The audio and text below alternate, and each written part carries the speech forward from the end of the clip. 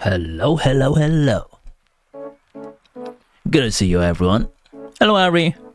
Hello, Hitler. 67.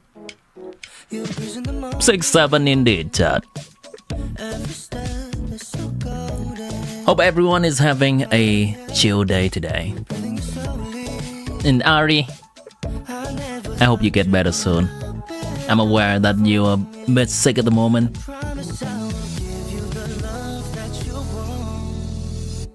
No. Double check some stuff. Yeah, that's good. Finally, I said your name correctly.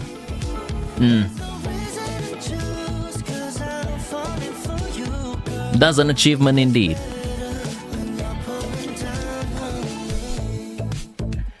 So today we are going to first and foremost, have a wholesome and chill stream.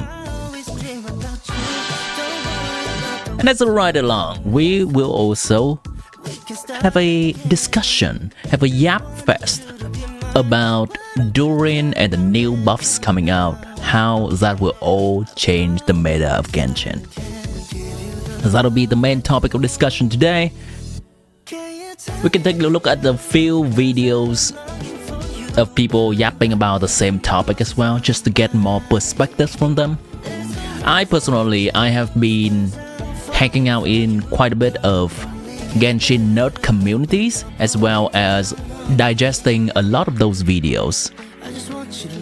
So I can definitely give a Razor Talk version summary for everyone. Alex Press, welcome back to the stream. You broke your earphones by sitting on them? Well, that's the worst. Hopefully you'll be able to get a replacement soon or be able to fix them. I don't think Twitch version has the redeem pipe enabled.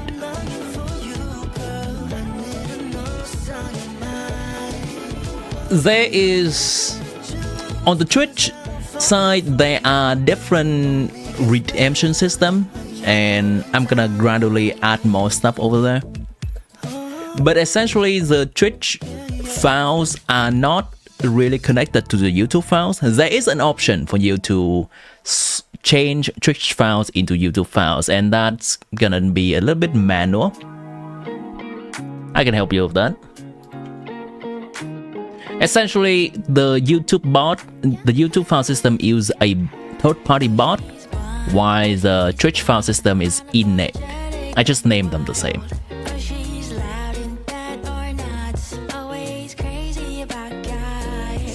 Hi, lovely.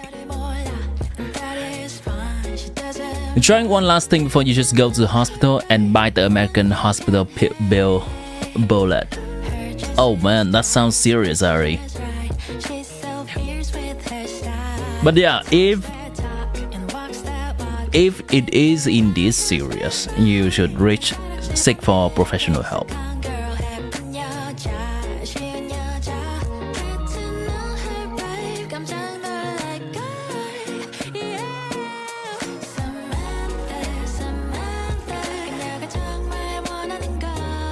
Genuinely just don't know what's wrong.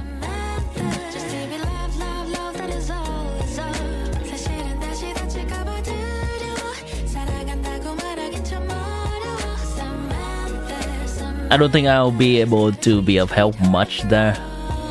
Even if I ask, hey, how are you feeling specifically? But yeah, I think if it becomes annoying or unbearable, you should definitely seek for professional help regarding that.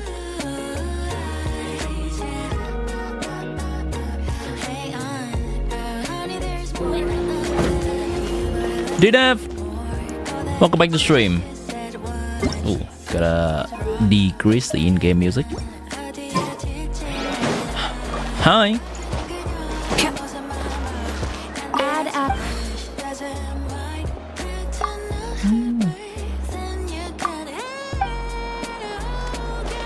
Yeah, as mentioned a little bit earlier, today's stream gonna be a chill yapping stream, and we definitely have time to talk about all the upcoming characters and buffs to the old characters, and how that all shakes up the meta of Genshin. That's gonna be loosely the main topic of today's stream. And we also have time to just watch and react some videos, just chatting on the side. Let's see, on this account, which characters am I farming for these days? That's gonna be Hazel. Let's go with that. Dinev's hugging Ari.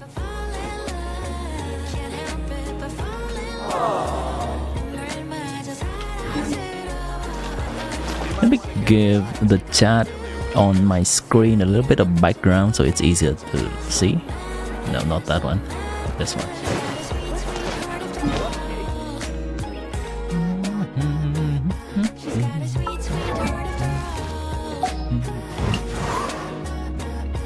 Review? What would you like me to review?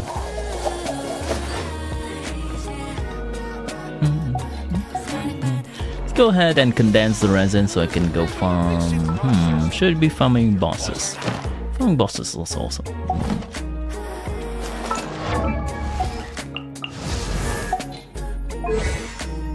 Could farm this boss. What does Escofia need again?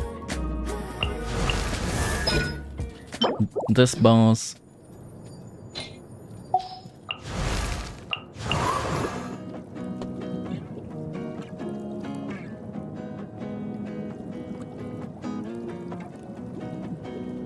Mona? Mona will want this boss. Yeah, I still have abundance of those materials, so it's not necessary. That's fine. Bryson Never. Alright. Trijan, welcome back to stream. Yo, indeed. Hello and hi to you too. Hope you're doing well.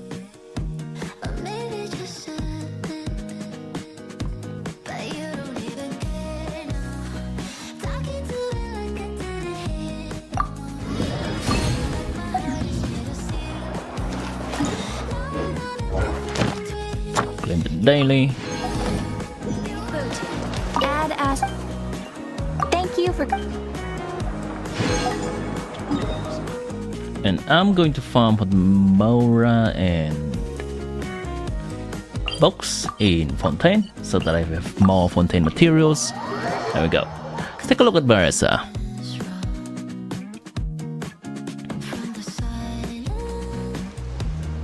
UI Baressa.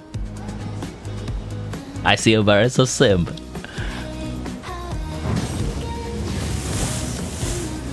Ooh. Just a quick comment on talent priority.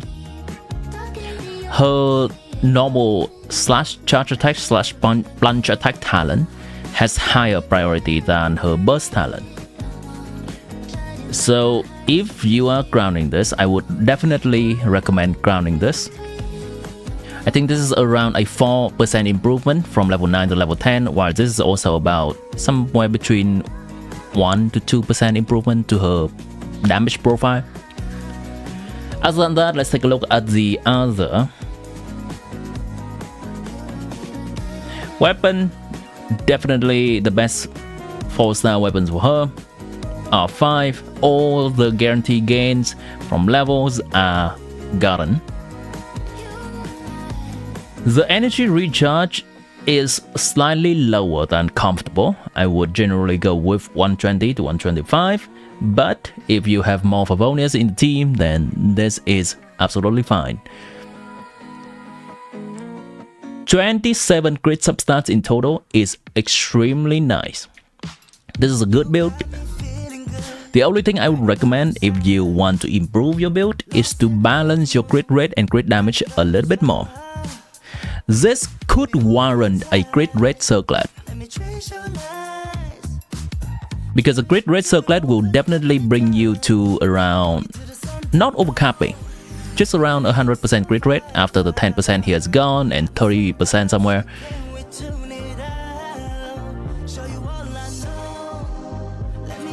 Generally, we aim for 1 to 2 crit rate to crit damage ratio, and that's the best for damage for any character after buffs. Just 1 weekly material needed? Absolutely. Talent priority for Nefer is definitely on point. Most of her damage is coming from her skill. Talent. Weapon level 90, herself level 90, that's all the guarantees gain you can get.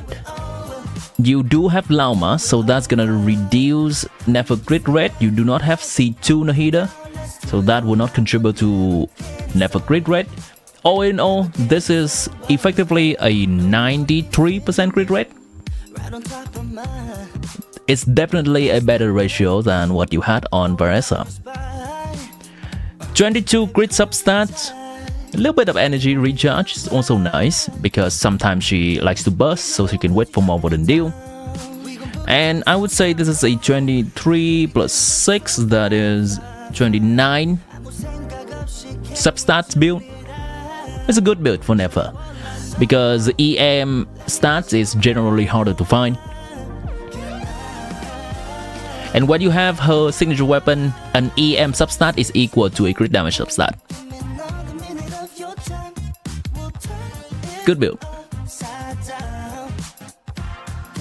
Team A now check in Optimizer Moral needs first bite damage. You're struggling how to check Optimizer first bite damage. You finally put all the artifacts you have manually and not sure how to check it with a C1 buff. That is a little... here you go.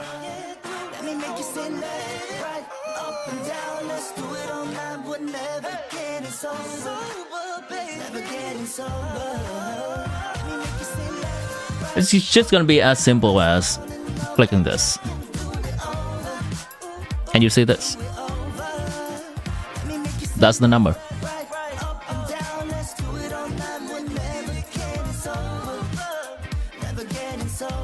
Yeah, don't have to worry about anything else. Just click the button and to see first Shaki searching bite damage from Constellation 1. That is the number.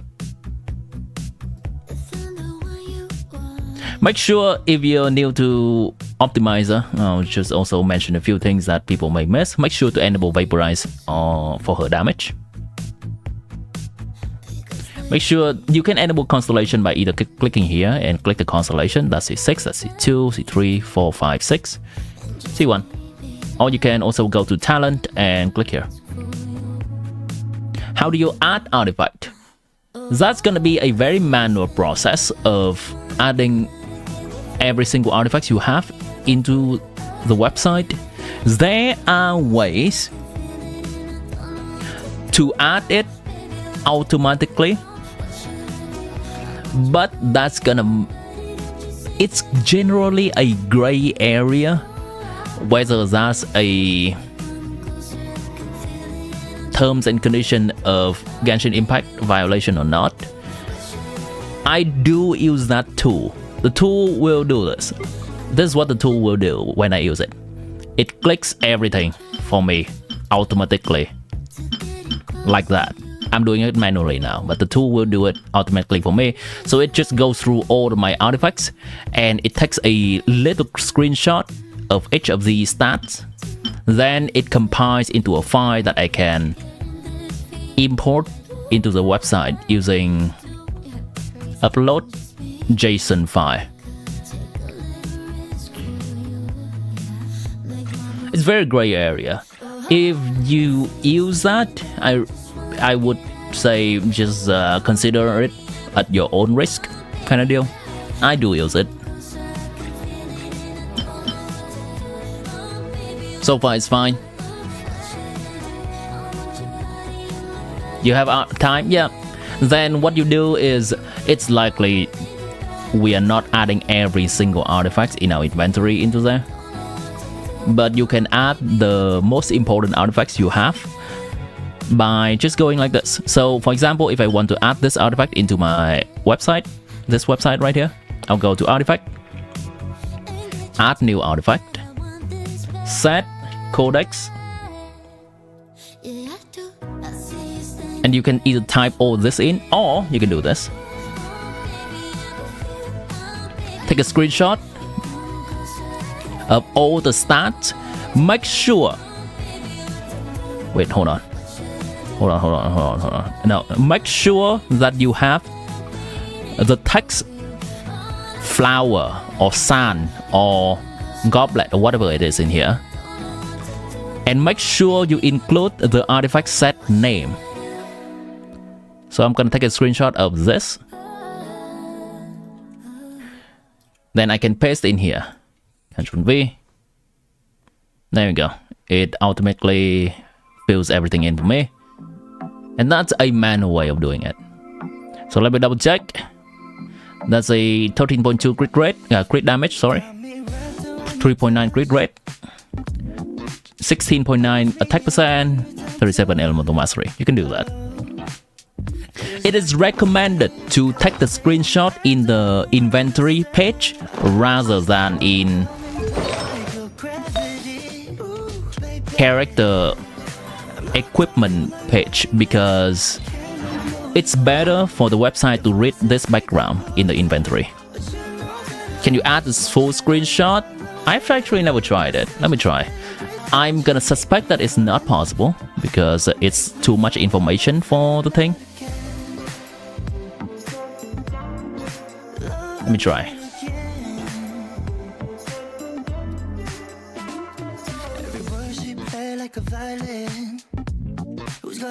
Oh, it can do that. Yeah, it can. Apparently, it just crops out the thing specifically that it's smart enough to do that. Cool. Spending 2 hours do it manually, around 700 artifacts. Dang.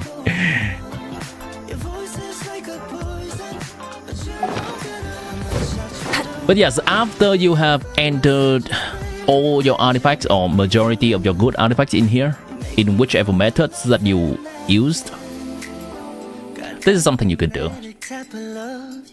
I can go into the character, I can input the talent level of my character, and this is a cool function. Optimize. Okay, let me make sure that my energy recharge is at least 120. And I can click a button, generate builds. It will spit out for me the best possible build I have for my Baressa, which artifacts I can use. If it has all your artifacts or all your good artifacts in the database, it can do that.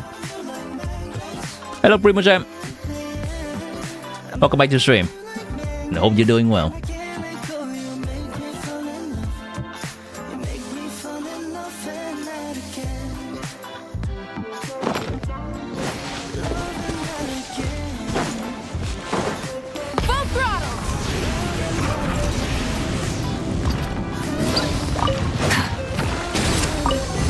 Oh, that's a waffle flower.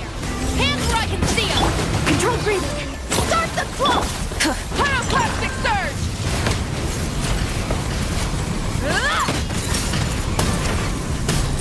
I'm gonna do a little bit of farming real quick before we get to the talk regarding meta of Genshin changes. Changes in meta of Genshin.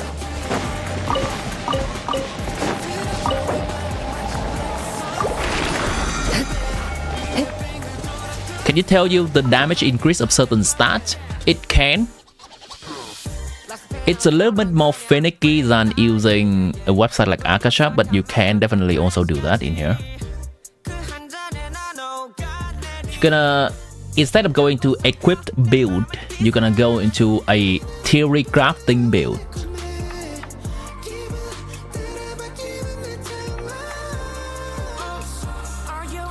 And now what you do is you theoretically try to increase an attack percent stat, and you see the final damage, how much of a percent increase that is. Let me note down the number.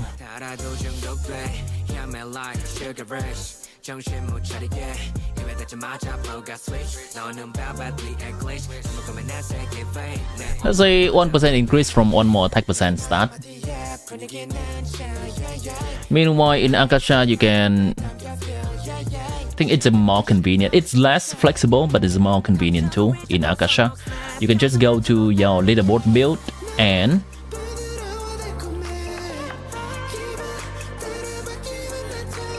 if it loads.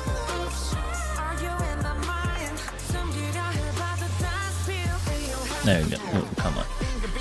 Go to substat priority. It can show you for this specific build how much an attack percent substat will increase for your build, how much a crit rate substat, and how much a crit damage substat will increase for your build.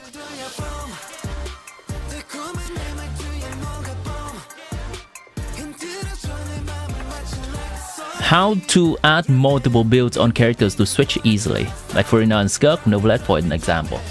You would go to build. So this button right here, it looks like the button kind of looks like a hanger right here. It's like a different outfit you can wear ish. There's a button for it, that's a symbol for it. You click that button and there you can create a new build. You can duplicate the current build into a new build. And now you can just change one of these builds. So you can see here I have a build for this standard 5-star weapon. I have a build for Whipset and I can just click to change between them. This is a Whipset build. This is a Lost Prayer of Sacred Wind build.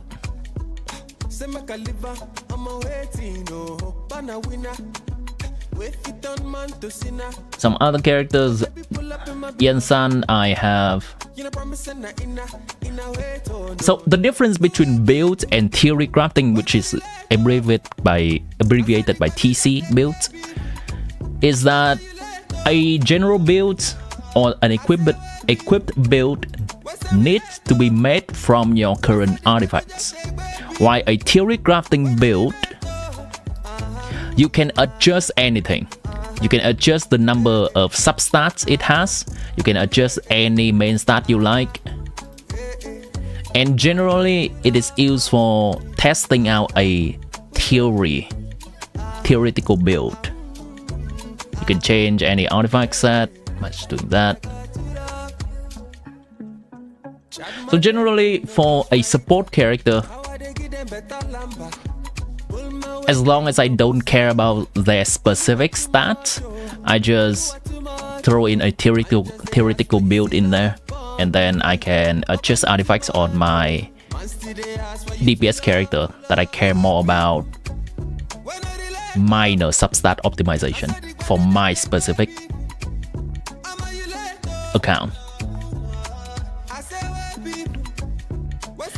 Let me just give another example. I'm gonna go to a Skirk team. Do I even have a good Skirk team here? It's usable. On my main account there's no Skirk, so I didn't make that. It's my...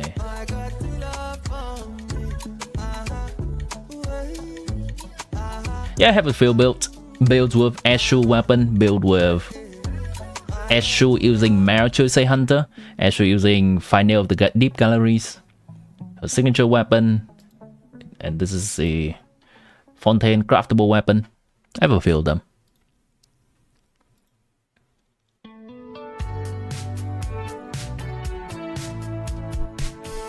It's a very powerful tool. It takes a little bit of learning curve to get there. But once you're there, it can also be used for theory crafting. Generally, when you optimize, you want to select a damage number that is most closely representative of the character's damage profile. For Skirk, it's easy. Just take any of her normal attack number and optimize for that with substats and main stat. But for a different character that does damage through different things, it can be a little bit more complicated. Who's the best example for this? we can take a look at chlorine.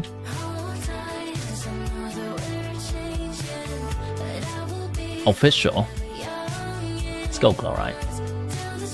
Chlorine, for chlorine in an aggravate team, her damage number is not just coming from her pistol shots and lunges. It's also coming from the reaction, aggravate reaction, and her talent is scaling off attack, while the aggravate reaction scales off elemental mastery. So setting up for that is a little bit more finicky. You can just click, or you can also click aggravate here. And it spits out a number for you, but that's also not the full picture because only some of her attacks can trigger aggravate. So that's when we start to get into some multi-optimization target config, which you can also find, yeah, that's the button, right? Custom multi-target. In this, I input the number of attacks that she does without aggravate. I input the number of attacks she does with aggravate. And then all of this will be totaled into a sum. Then I optimize for this number. I know that when I optimize for this number, it is simulating playing a full rotation on chlorine for 16 seconds because I set it up that way. And it will take into account all of the hits, whether it is aggravating or it is not. If you're not there yet and not fully understand what I was yapping about, don't worry about it for now. Just worry about the more simple function of the tool. It is a very powerful tool. And the more you use it, the more you get used to it, you can try other stuff out as well. For some reason, the feathers are bugged. It shows as level 0. Just need to adjust it to trendy. Make sure that you take a screenshot from the inventory screen. Not the character equipment screen, because I think the glittery background and the color in the background distracts from the website trying to read the numbers.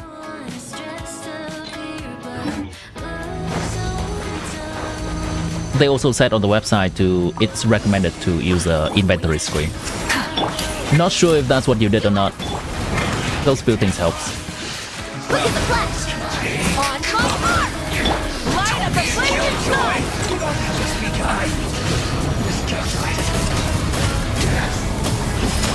Did I scare you? Or evil wings? Shoot on sight! And yeah, sometimes there's error. I think that's gonna be likely the case with any tools, and then you could just adjust them.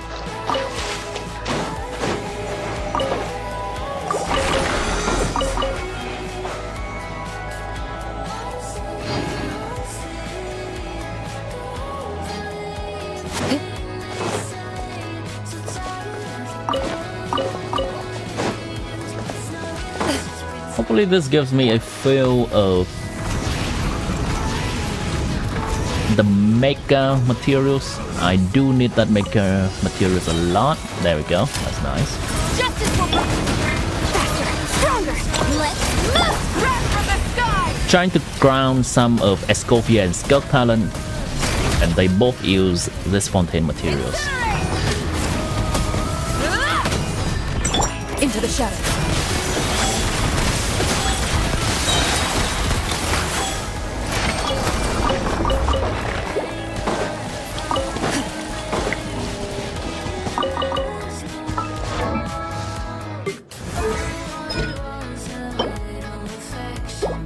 Good.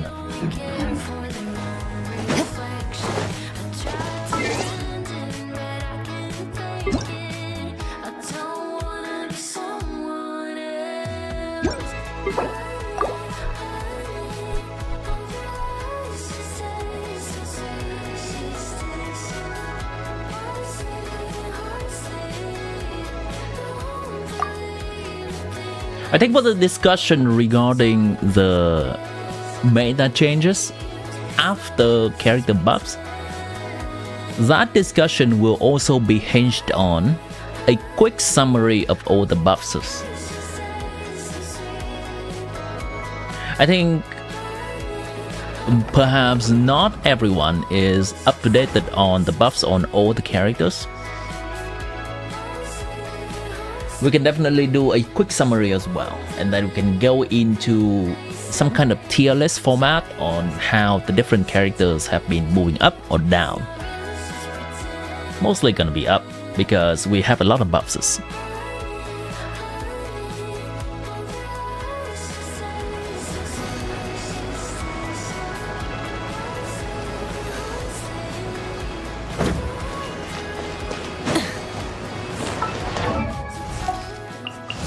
This account is farming for Yelan. Gonna need that. Oh, I could also just farm for Mora right now. Yeah, I'm thinking Mora right now. And then after this week, because this week is oriented on farming for talent material, which I already did, we can go back to farming for XP. Add Ash. Oh!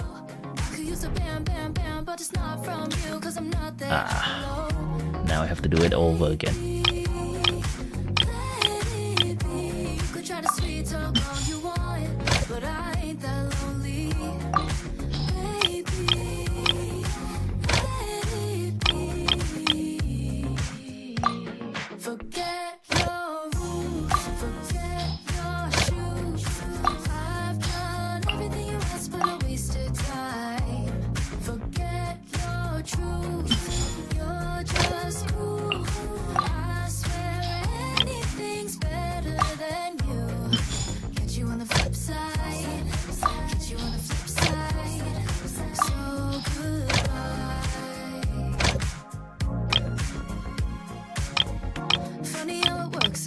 Any ores? I need ores.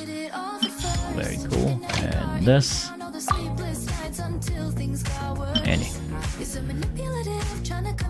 White girl music never disappoint. I think never would approve. Barrett, welcome to the stream.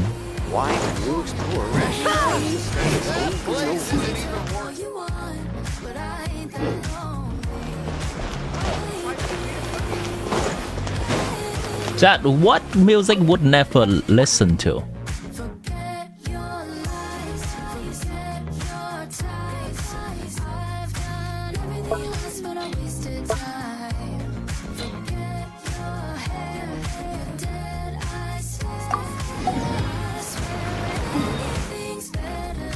I don't think she'll listen to Sumeru-esque music, as in kind of traditional Indian music.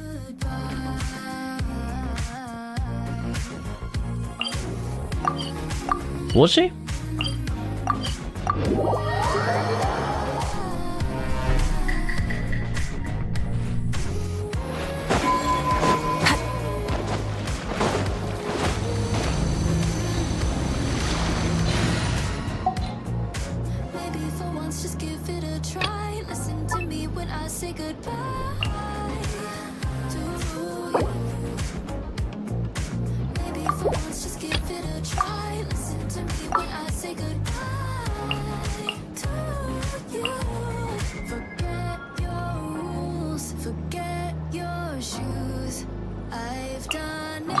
Reporting for battle.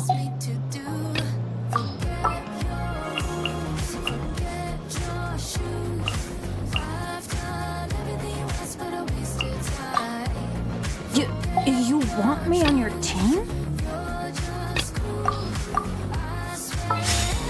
Something to think about. Something to think about indeed. Rise with the sun. Final warning. Hand rush. Control breathing. Start the pyroclastic surge.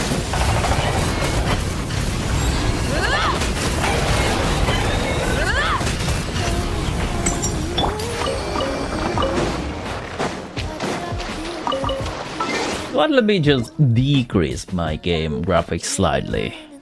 I've been noticed some jittering in my graphics during gameplay. Not sure what this is. I guess the level is faster. I do like bloom. Motion blur is off. It's good. And on the detail, global illumination can go to medium. Render resolution.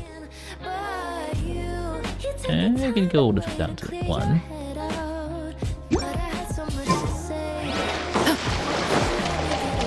Leeway music? Why would that for less of the leeway music? She's secretly a... what's the word? Who shields fan?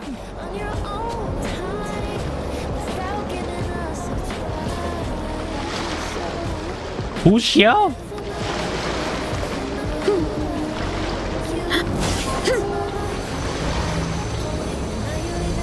Is there an option to add a selected boss so we can test in certain situation? On Genshin Optimizer, right? I assume. There's... where is that? There is not an option to add a specific boss, but you can go to the team setting tab and go to enemy. Now you can input a specific enemy with a specific... Can we change the level actually? Hold on. Yeah, we can change the enemy level. 110, something like that. We can change specific resistance values. But to learn about it, we need to visit the wiki. It does not have a database of enemies that we can just click and choose. I would recommend going either to the wiki or to a Homescat website.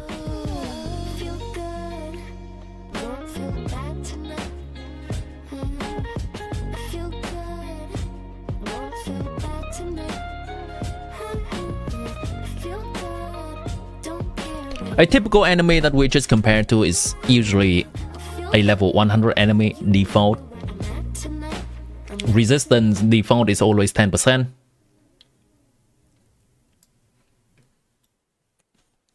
You can adjust that.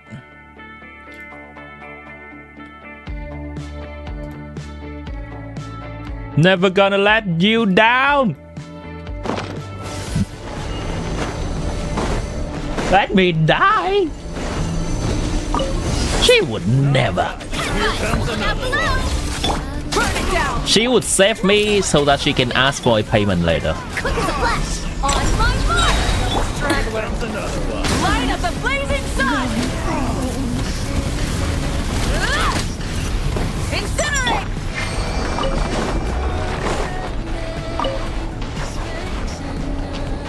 You're trying to break your record on the highest possible damage on the boss on Natalan. I see. So here's something to think about.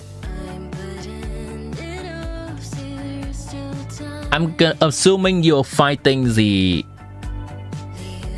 green whale, right? That gives us damage bonus whenever we heal. So, for that specific enemy, because the boss already gives us so much damage bonus percent, it is more beneficial to use characters that buff something else rather than damage bonus.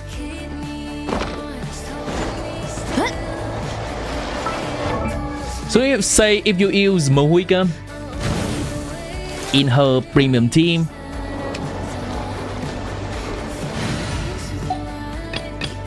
something like this, it is now more beneficial to use an artifact set on Sidlali that gives something other than damage bonus. It is also more beneficial to use an artifact set on Celonan that gives something other than damage bonus. Usually we should use Petra on Celonan on this team. It's just an opportunity cost of an artifact. If we have too much of it already, then a percentage increase from adding a little bit more of that stat is not as high as a percentage of adding to a low stat. The best example I can tell you is this. This is gonna be an extreme example. Because we multiply all the stats together. Say we have 100 damage bonus. This is a very simplified number. With 10 attack, then we get 1,000.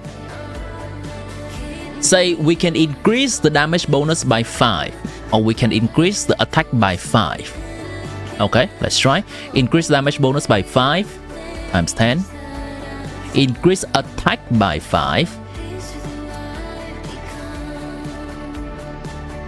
That's basically how multiplication works. Increasing a lower stat or lower number linearly in a multiplication is resulting in a bigger product. Once again, 100 times 10, 105 times 10, 100 times 15.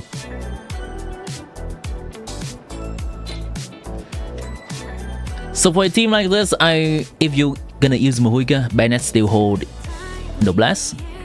Celonan should probably hold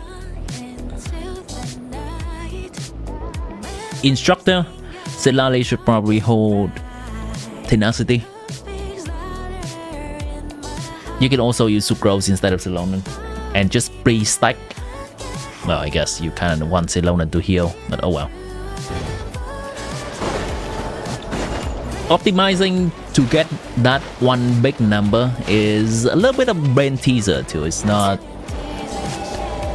If you really want to squeeze out the biggest possible number from that. What happens to all my books? What do you mean what happens to all my books? Oh, this? I ate them. I ate them.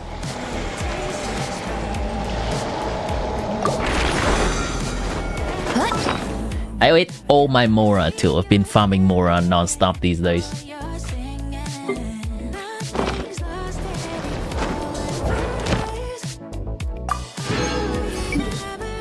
Even after exploring 100% of the map.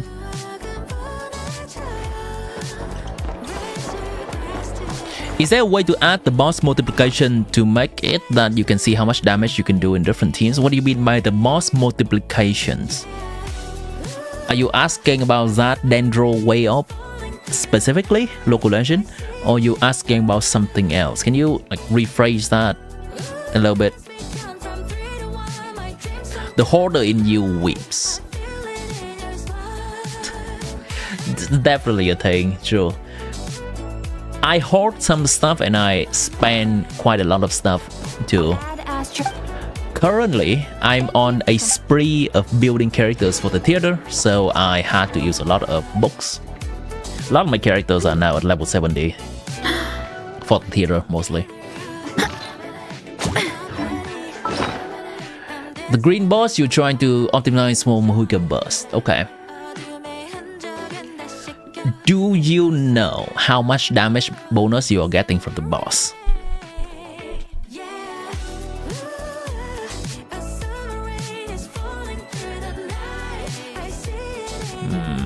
Let me try to find that enemy.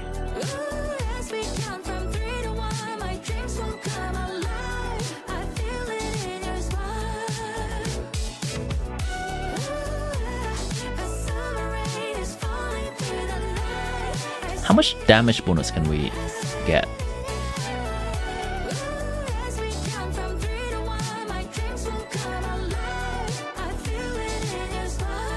I have no idea how much damage bonus we can get.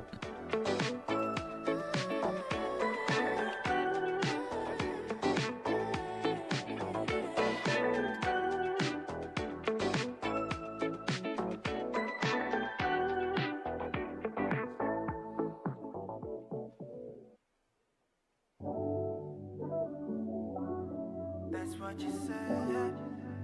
Yeah, that's what you said. Does it say in the challenge that we will be able to get some amount of damage bonus. If there is a number and you can find that number, then you can simply input that. Where is here? You can input that into bonus stat for Mahuika. Edit, new bonus stat, common damage bonus, and type a number in here. Let's say 100%, 200%, something like that. Then you can optimize for that. Now this chlorine just automatically have 200% more damage, common damage bonus. Common damage bonus just means any type of damage can get a damage bonus.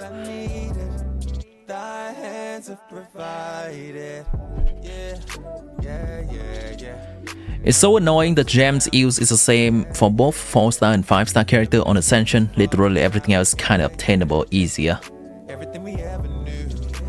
It's definitely a quirk that Genshin has. I think different games, other games, as in Honkai Star Rail, has raising a 5-star character being more expensive, right? Anyhow, this is the system that Genshin has. I don't think they will really change it anytime soon. It is what it is.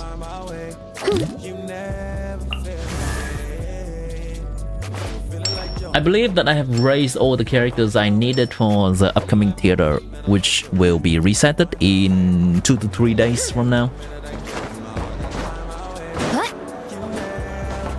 Jackson! Welcome back to the stream.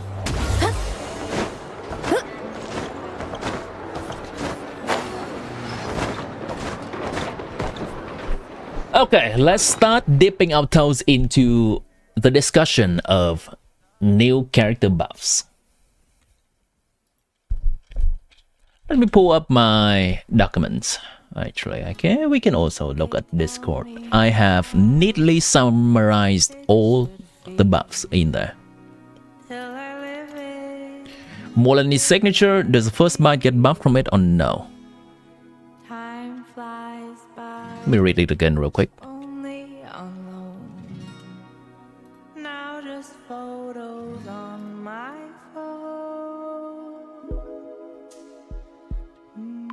Oh, not character, weapon.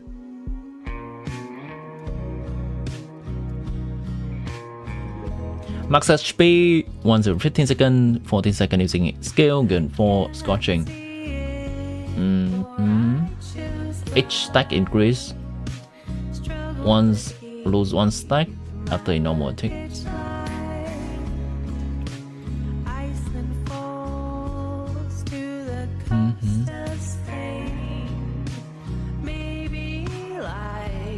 Once every 1.5 seconds, lose 1 stack after a normal attack hits an opponent. Okay. Once every 1.5 seconds, gain 1 stack after triggering a vaporize. She has everything. Molani will always have all the stacks. If you are vaporizing on her. Obviously, Molani will not get the stack if you play her in a Escofia team or something like that, or a Skirk team. Yeah, she should get all the stack if she is playing in a Vaporize team. Which in the optimizer, some weapons that has a conditional like that, you can just take a checkbox and it will enable that for you. For example, this is Calamity of Eshu. Check it, protected by shield. I believe Molani weapons also the same. You can select the amount of stack, which should always be maximum. Alright chat, here is a summary from my Discord, by the way. I also had a version of that in Lake Discussion channel. I think this one has more complete characters.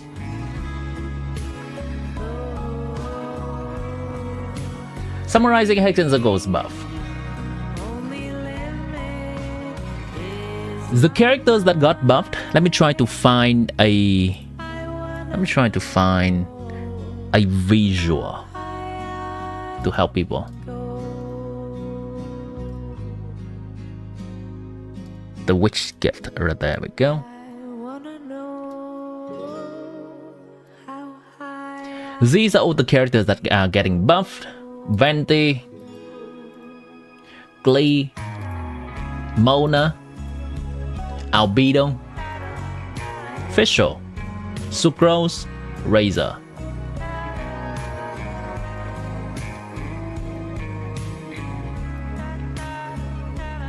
Now a very over-the-top review of like a very good summary of all the characters buff are gonna be the following.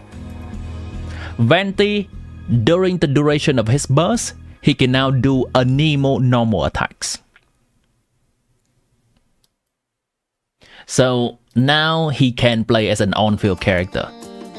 His damage is not that great, but you can.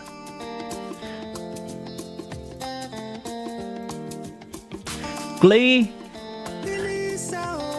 there's more quality of life to playing Glee now.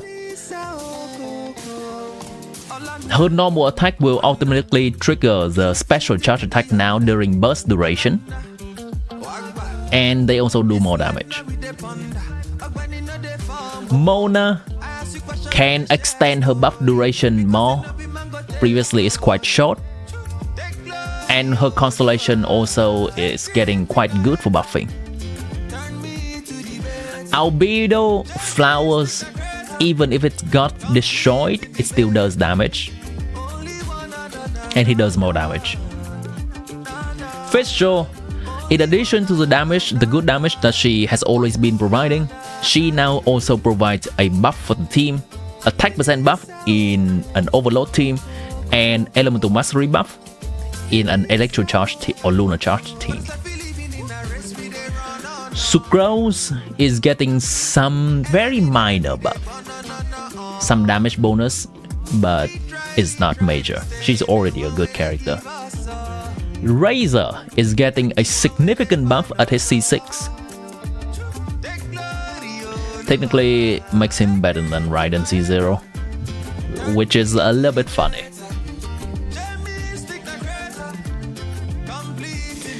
You dreamt that Venti got a mid-air elemental burst animation. Oh boy, that'd be fun. Replacement for Farazan in Banka teams potentially. Durin. Farazan's main utility in an Anemo DPS team is her ability to reduce Anemo resistance. Since Vanka is likely to be counted as an Hexen Circle character, similar to how Albedo is counted, Glee is counted, Venti is counted, Razor is counted as Hexen Circle character, Vanka is likely to be counted as one, and he's gonna have a synergy with Durin. Durin is reducing the... where is it? Where does it say it? Restore... there. He is reducing the enemy's resistance whenever there is a pyro swirl happening. He's reducing for both pyro, corresponding element involved in the reaction, and pyro. Let me read the whole thing. After nearby party member triggers burning, overloaded pyro swirl or pyro crystallized reaction on an opponent, or deal pyro or dendro damage to an opponent affected by burning, that opponent's pyro resistance and the resistance of the corresponding element involved in the reaction are decreased by 20%. Furthermore, when there are two Hexen Circle in the party, this number becomes 35% instead. Venti is a possible character to be used, actually, yeah. I believe he also buffs a little bit. I don't know if he actually reduces resistance or not. He buffs.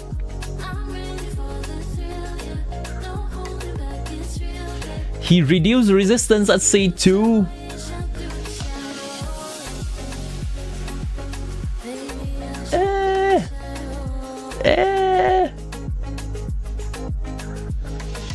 He does provide a little bit of buffing, While the Storm Eye created by Elemental Burst is active, for 4 seconds after a nearby active character triggers sword reaction, that character's damage is increased by 50%. That is the buffing that he provides to a on-field Nemo character. Could be himself, could be Valka, could be another Nemo character. That is the only buffing that Venti provides.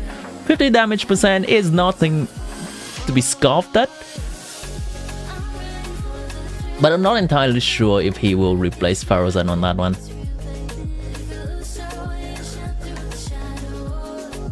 Oh, DNF on YouTube. Bazinga? Is that a reference from somewhere? Because I'm not catching that, Ari. If anything, between Durin and Venti, I'd say Durin's a more necessary character. Ooh! Emoji! Shower of emoji!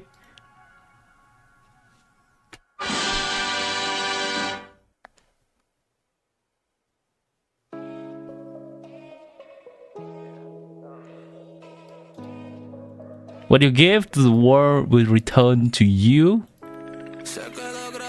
That's probably a reference of something. Is anyone catching that, chat? Okay, let's go back to the version that I had in my Discord, which is a more specialized summary or specific summary for all the buffs. Keep in mind that a lot of these buffs actually require 2 Hexen circles in the party. Or the buffs, a lot of these buffs are only affecting Hexen circle characters. Good thing is that all of these characters, Sucrose, Mona, Albedo, Fischl, Razor, Venti, Klee, are going to also be counted as Hexen circle characters. So there is still a little bit of team making restriction. Sucrose, all of these buffs requires at least 2 Hexen circle characters in the party. Using, I think this is using skill increase 5.7 damage bonus for everyone for 15 seconds. That's good, but 6% damage bonus is quite small. Using burst increase 7.1% damage bonus for nearby Hexen circle characters for 20 seconds. Only Hexen circle characters, not everyone. C6 burst absorbing element increase 8.5% corresponding element damage bonus for nearby Hexen circle character for burst duration. So at best, we will still need 2 Hexen circle character, and let's say if we use Sucrose in a team with Mualani, even with 2 Hexen circle character, we're only still getting 5.7% damage bonus for Mualani.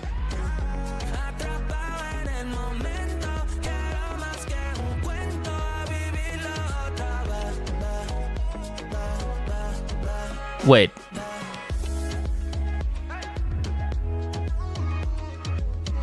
Wait, that's a membership thing? Did I not see it? Oh my god! Why does this not appear in my app? What the? Jesus! That, in my defense, the app that I have that compile both of Twitch and YouTube stuff is not appearing the membership thing. Jeez! Thank you, Ari.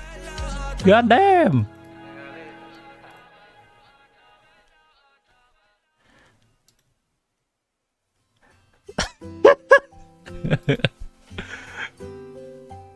You also sub on Twitch? Why? Jackson! Holy shit! Thank you for the sub.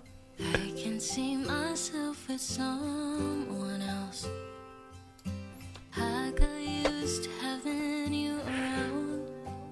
5 gifted membership! Let's go, Ari! Make it make sense.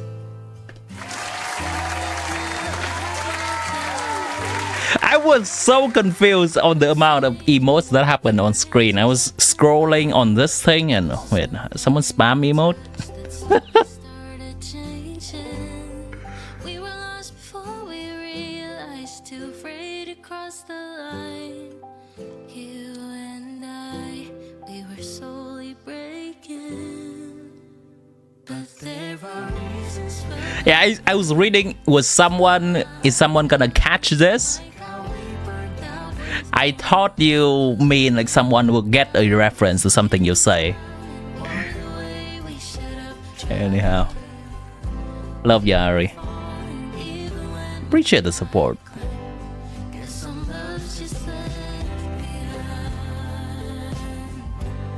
Guess some love's just left behind. I still replay the words we never said. A quiet ache lingers in my mind. Yeah, All right, moments that I can't. let me drink a little bit of water. But love was slipping. Let this hype settle a little bit. I'm smiling like crazy. There are answers I can't find. Was there something in your touch that slowly started changing? Hakari indeed. Everyone hugs Ari.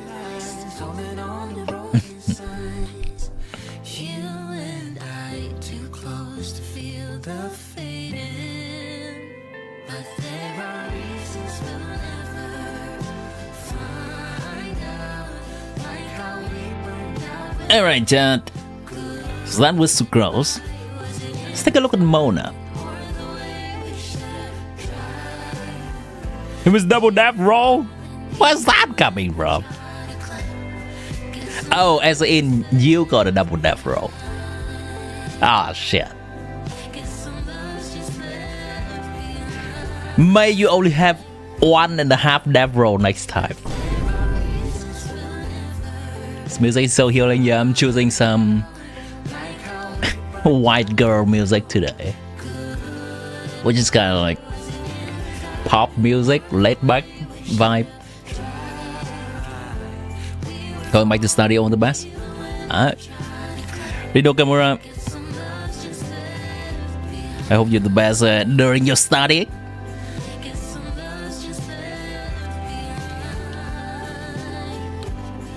Let me actually skip around a little bit and actually just look at the 4-star character real quick. So Sucrose, Facial. All the facial buffs are all requiring 2 Hex and Circle characters. After a nearby party triggers an overload reaction, Facial and other nearby active party members have an attack increase by 22.5% for 10 seconds. After a nearby party triggers an electro charge or lunar charge, Facial and other nearby active party member have their elemental mastery increased by 90 or 10%. And at C6, those effects increase to 45%, they are doubled or 180 EM.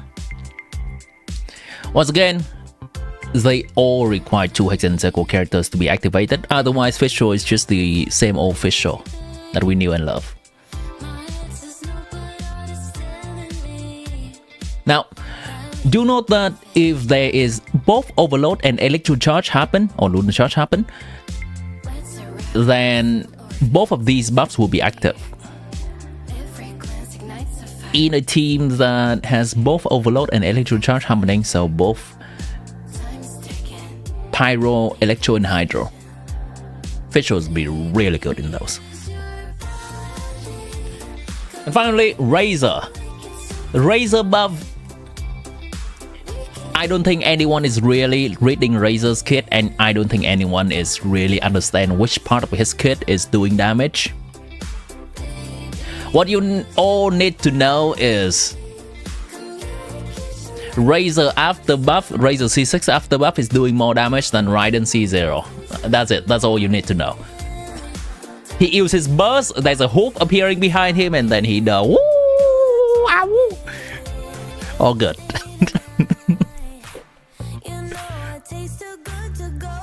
You don't need to read this.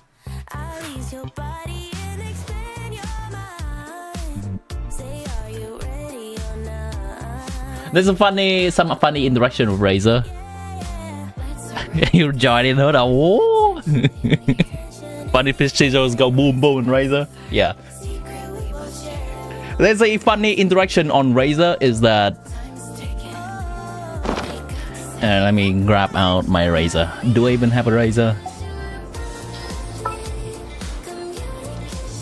Level 1 by the way. Alright. Hope he doesn't die.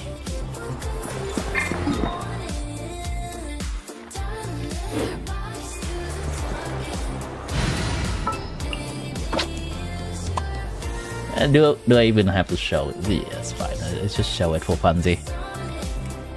It's a chill stream anyway, with chill white girl music. Behold,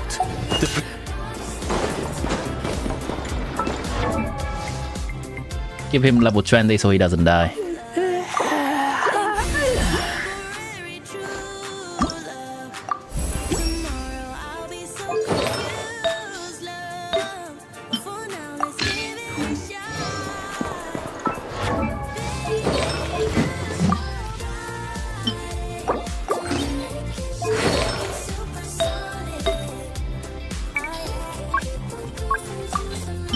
He is a character that is burst reliant, but his character kit is actually refunding himself a lot of energy.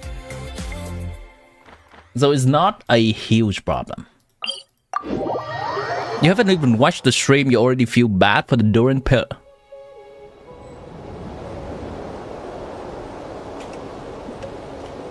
For non-Durin polars? Right. Fair enough.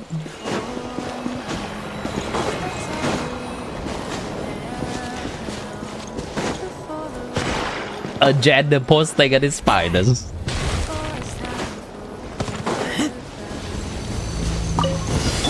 We got ourselves a straggler. Let's hope Razor doesn't die. Nice, very nice. Alright, so here's a funny thing that Razor can do. Let me teleport away.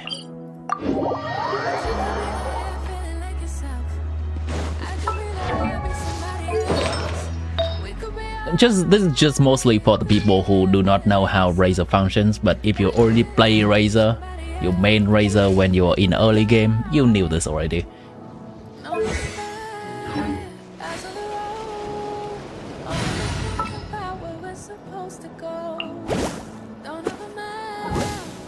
Let's ban it. I won't hold you.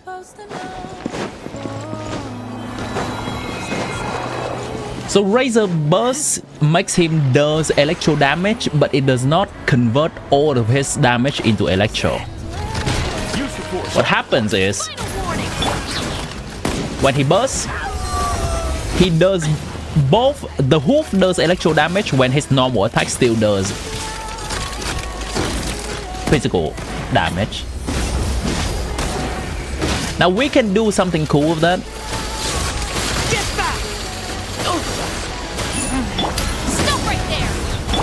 as you wish. I'm dying. I'm going in. We can do something cool with that. If we use Bayonet, we can have Razor do both electro and normal attack being pyro. So in a Cherez team, Razor can be self-functional in triggering Overload himself and keeping the Cherez buff at all time. That's a cool, little cool interaction that we can do.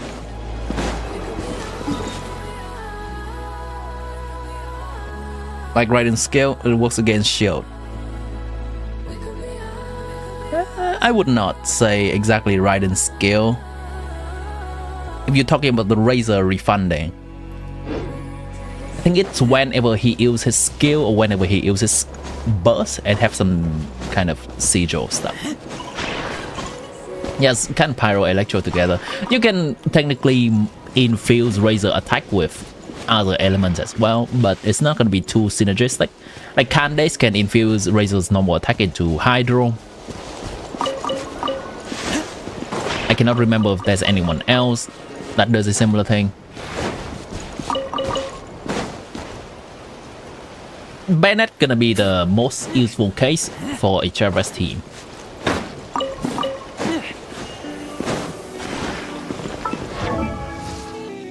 Zoro17,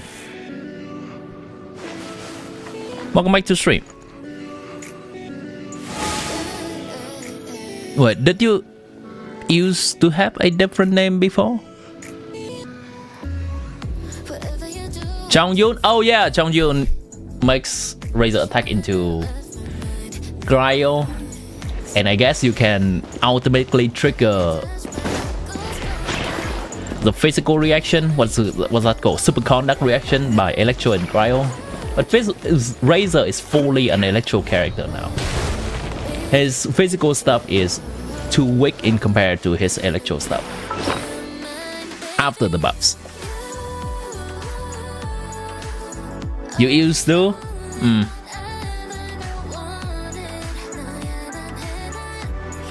Zoro is also one that receives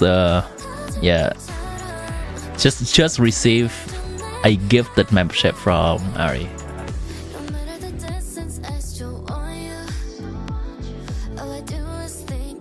Okay, and that is for all the 4-star characters. Sucrose needs 2 Hexen Circle characters, Fischl needs 2 Hexen Circle characters, and Razor, also most of it, needs 2 Hexen Circle characters. Now let's go to the 5-star character. And let's start with Mona, because she's kind of a nice transition between 4-star and 5-star. She's a standard 5-star. Mona buff is actually not too dependent on 2 Hexen Circle. So at the base kit, these are the stuff that needs 2 Hexen Circles. Mona normal attack or charge attack gives stack up to 3 increased wave reaction for other character. Each stack increased wave damage by 5%. So up to 15% of increased vaporized damage when Mona does normal charge attack. And Mona normal charge attack, when they hit an opponent, it extends her burst duration by 2 seconds up to 8 seconds. When there are 2 Hexen Circle characters, Mona can give more buff to other characters, and Mona can burst duration will be longer. If we just do burst and then 1, 2, 3, you can add a 4th normal attack too. 1, 2, 3, 1, 2, 3, 4, something like that. Mona's burst being too short is one of the biggest problems of her kit before, and now it's kind of fixed. It still requires her to have a little bit of field time, but the duration extension is much more than her real field time requires, so it is worth it. Reminder that it is only for a team with 2 Hexen Circle characters. So for example,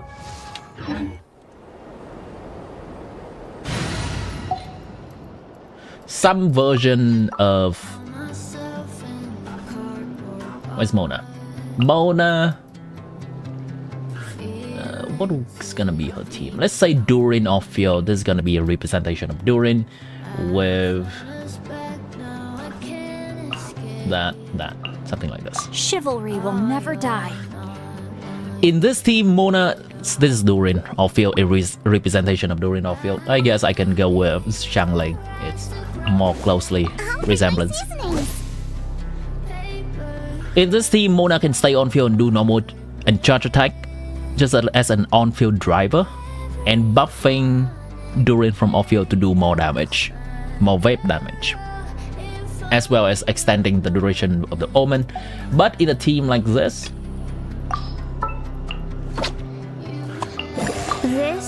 when there is not 2 Hexen Circle character, Mona cannot do that.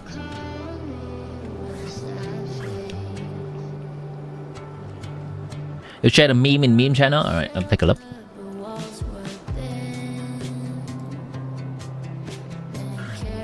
Oh, this. Yeah, I saw it. You can take a look. Are you the one they call Skirk? Yes. I heard you can teach me things from the beyond. Skirk only teaches those who pass their tests. Alright, let's go. Skirk! First, I will test your speed. Make it to the finish line before that feather hits the ground. Begin. You're way too slow.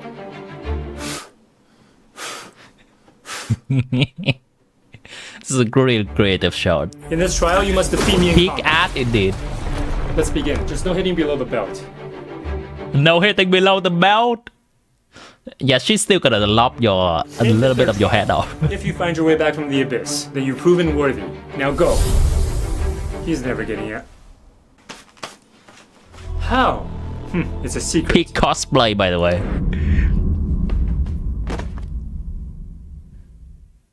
Now, I passed all your trials. Tell me what you know about the Beyond. Fine, I'll say this only once. I am listening. My character is now playable in Genshin Impact. Are you the one they call Skirk? That's done right, Jad. Yeah, this guy's... I've seen this guy in this guy's short before. He's entertaining. Specialize in kind of humor that it's a little bit anti-humor. Just awkward kind of humor. He's tired of this BS. Just tell me. I guess back to the game.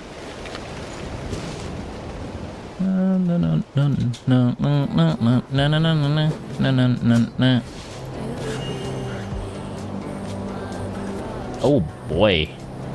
Oh boy. I also heard a leak that Novelet's gonna have a new skin in Lantern, right? So that's probably what they worked off of.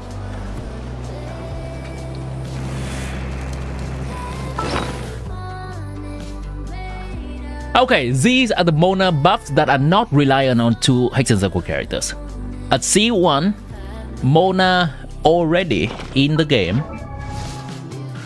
Oh, I can get this. Okay.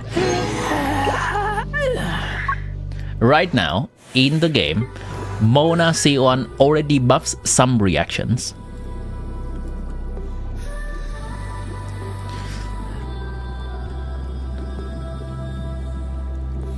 If off-field character hits a burst debuff enemies, so Mona debuffed enemies and then off-field characters hit them, the effect of regular C1 is enhanced by 160% of the regular C1 effect.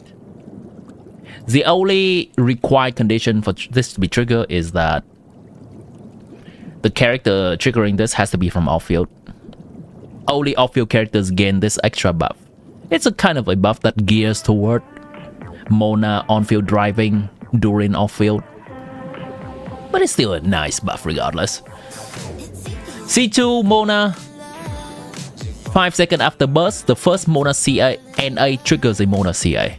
And Mona CA increase everyone's elemental mastery by 80.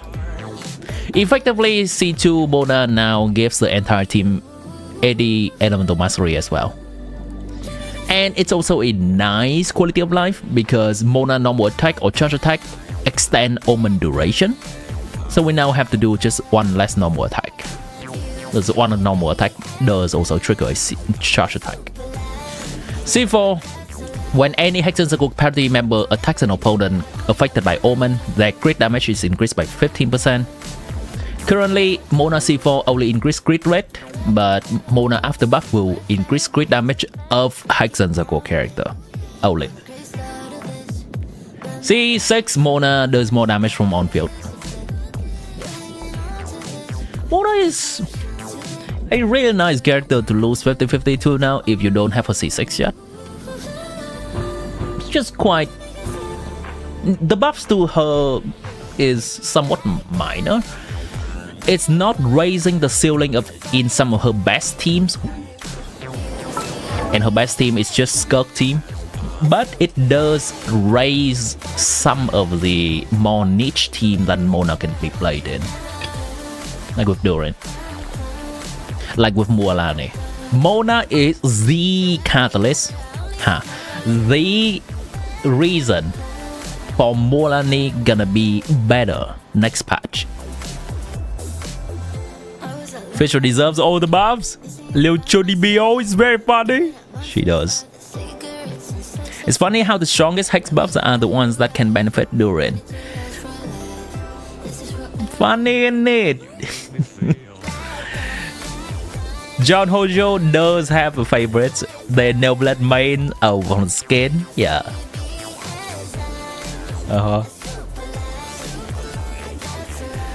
Alright, let's do a quick summary of other stuff. Albedo, I don't think a lot of people cares about Albedo enough to know what he's doing. Basically, he does damage from off-field.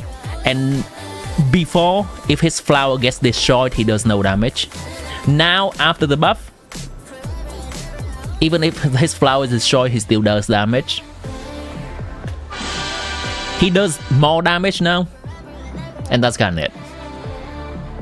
Oh, wait. He also buffs everyone in the team up to 12%.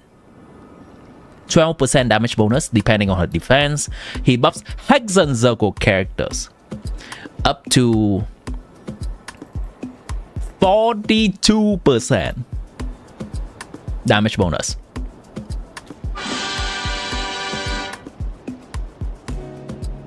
Two character remaining. Venti can do normal attack on field now. His constellation increase his DPS playstyle a little bit more. His normal attack can trigger 2 extra arrows. That also does damage at C1. C2 casting burst resets skill cooldown, and also skill does more damage. Glee normal attack is faster. Pew pew pew pew. Before it was pew pew pew. Yee. Now it's pew pew pew wee pew pew pew wee.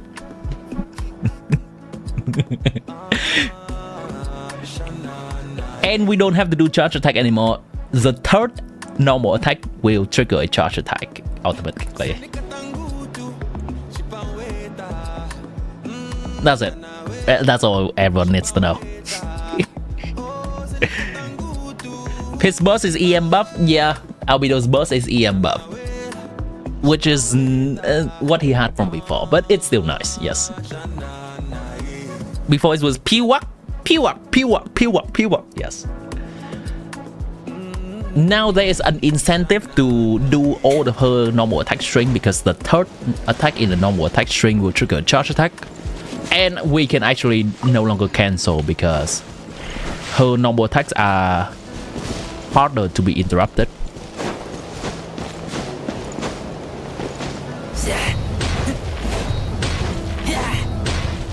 Venti C2 is really strong after the rework, or not that much? Venti C2 is as strong as Varesa C0.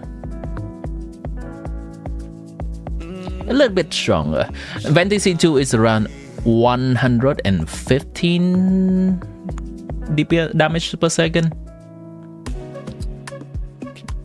Venti C0... Venti C2 is 110, I think.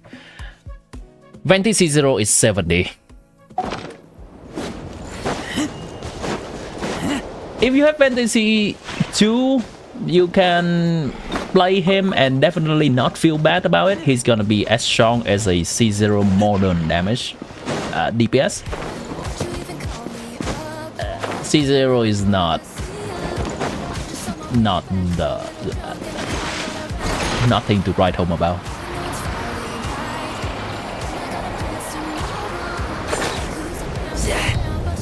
So how does all the buffs affect things?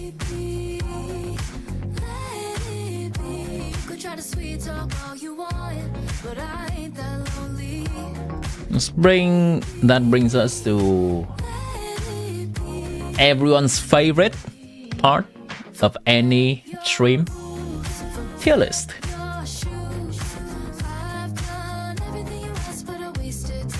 So this is a Luna 2 tier list. The tier list I have... that's not the right thing. Yeah, this is the one. Yeah, this is the tier list I have had for Luna 2.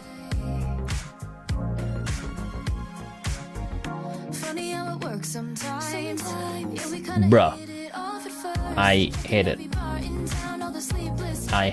Okay, it's fine. So what I did is I tried to just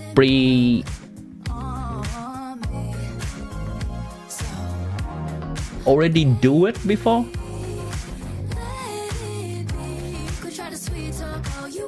And it seems that it just registered my previous result of the tier list. Oh well, it is what it is. What if I do this? Yeah, what if I do this? I'm gonna delete the new one.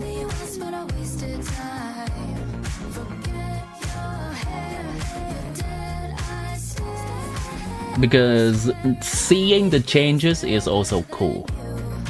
Get you on the flip side. Get you on the flip side. So goodbye. Get me out of here. Get me out of here.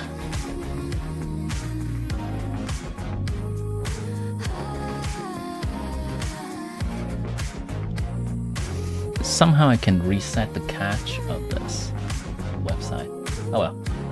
Here, I'll give an approximation of what it was before, and then we can add in the new stuff. When I say goodbye. Give me a moment. Maybe for once just give it a try. Listen to me when I say goodbye to you. Forget your rules, forget your shoes.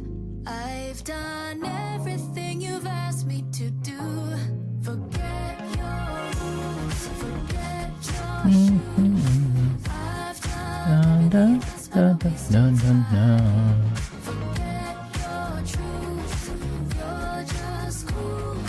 I swear anything's better. Yeah, that's gonna be here. Get you on the flip side. Hold on. Get you on the flip What if? side. So Yeah, that seems right. Okay.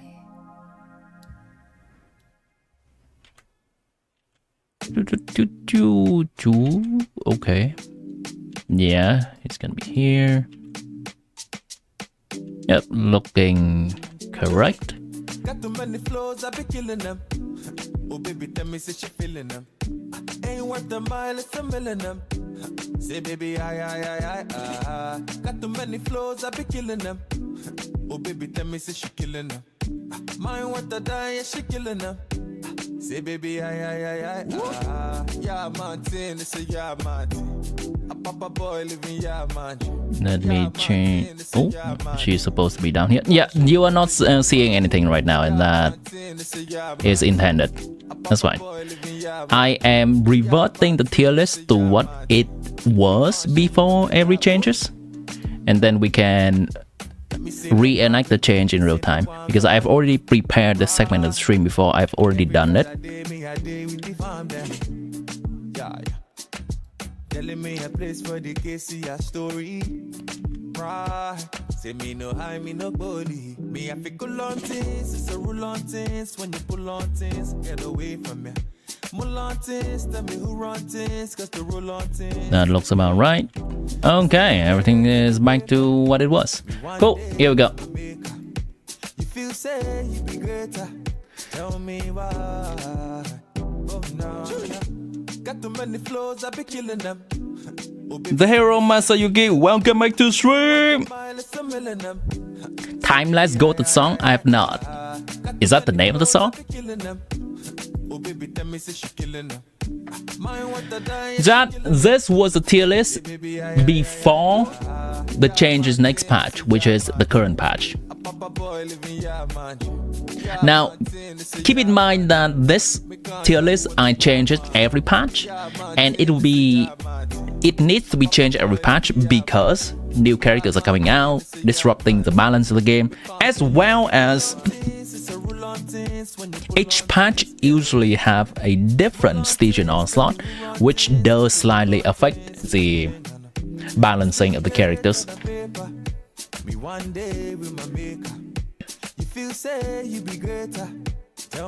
Timeless by the Weekend. Ah. Let me see if that song is available in my app, my third-party app.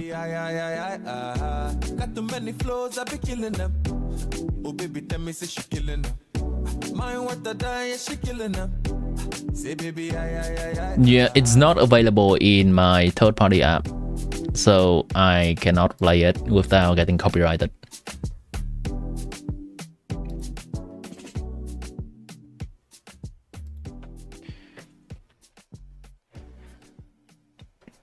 And this is going to be the change that happens next patch. First, the biggest winner of the patch is Razor.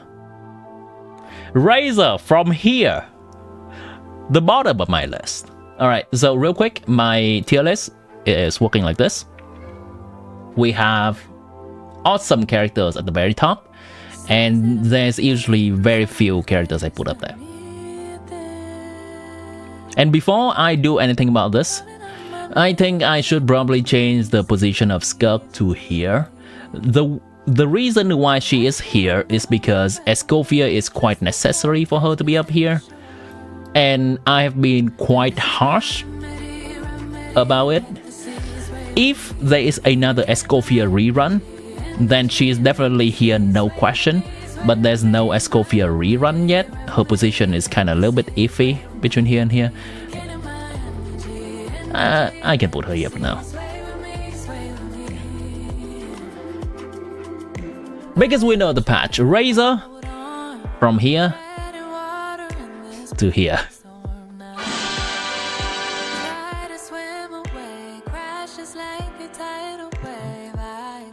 Better than Ryder, it's wide. Right, Fisher, let's just change the positions of the buff character first, and then we can change everyone that is following that buff. Because a buff to a character is not just affecting themselves, it's also affecting other characters that usually like to play with those buff characters. Sucrose is staying in her place. She's already a good character, and her buffs is minimal. Fisher goes from here to here. She's a good support now, but still a little bit situational. There are some teams that we can use her support capability. It doesn't help that her support capabilities is only limited to 2 Hex and Circle character team. Who's the next buff character? Also, I separate the support tier list from the DPS tier list, by the way, just so they are not overlapping and it's easier to rank them. This upper part is support and this lower part is DPS, separated by this line. Glee is here. And Venti is gonna be a DPS now. Venti is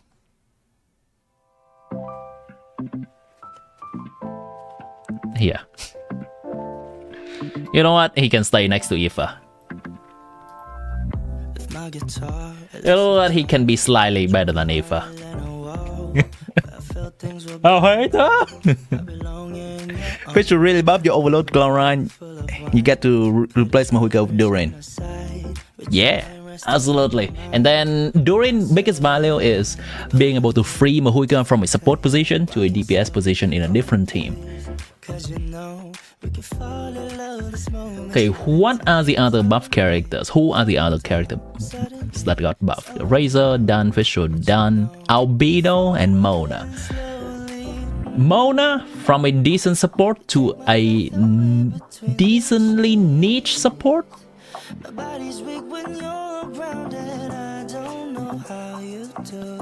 Situationally good.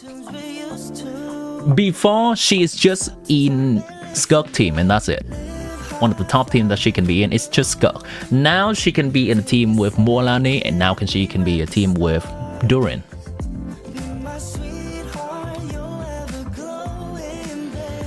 And finally, we have Albedo as a support character. He goes from situationally good to decent. Situationally decent to decent now. As much as I hate it, he's better than Chiori now. Chiori release was the better Albedo, but now Chiori is going back down. Imagine being the top academia student just to be cut out DPS by a bombing child. Imagine to be the Electro Archon to be out DPS by a dog and a cow.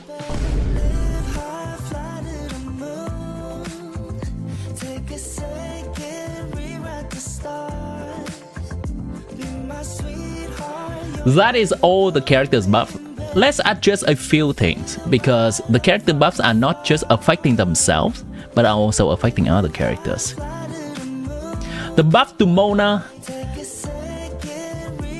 is giving Mualani a huge boost.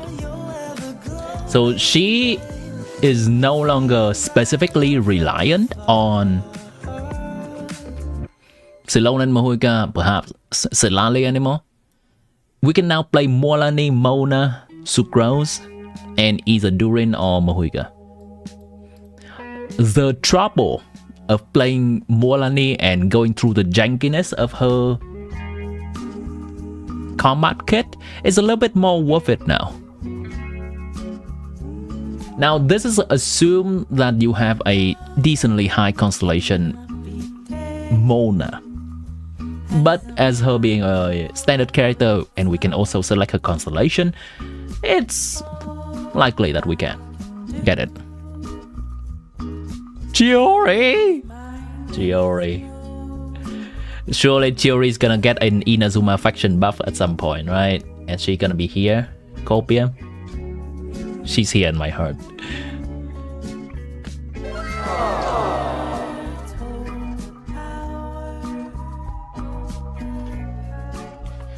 I'm gonna try to zoom out a little bit. Yeah.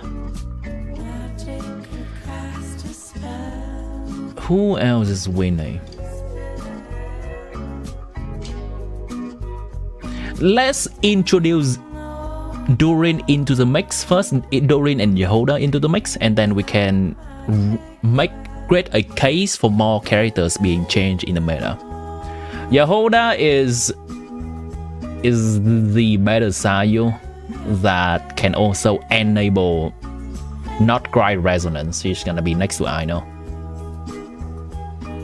She's not doing anything else. She's doing some decent damage, but Yehoda is doing some decent damage, but that requires very janky setup. I'll just say she is the Sayu that has a nod-krai citizenship, so she's shot up here. Yehoda C6 does buff the crit rate and crit damage of nod-krai characters, nod-krai reaction, so there's something going on for her.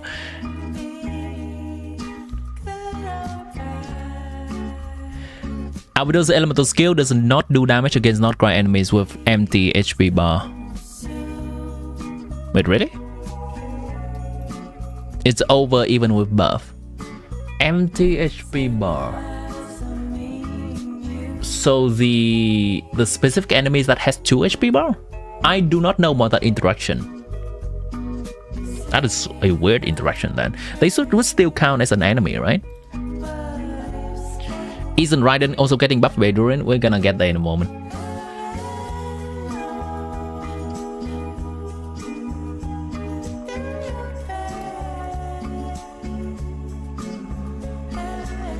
Sayu, not crisis. Alright, here's Durin. I don't think it's gonna be anyone's surprise.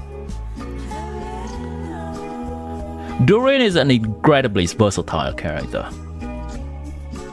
You can compare, there are 2 ways to compare Durin. 1. Durin is Mahuika if she solely focused on off-field and not limited to Night Soul stuff. Durin also has the potential to be more synergistic with newer 5-star Hexen Circle coming up, and we know Varka, Nicole, Alice is also coming up, but that we'll get there when we get those new characters.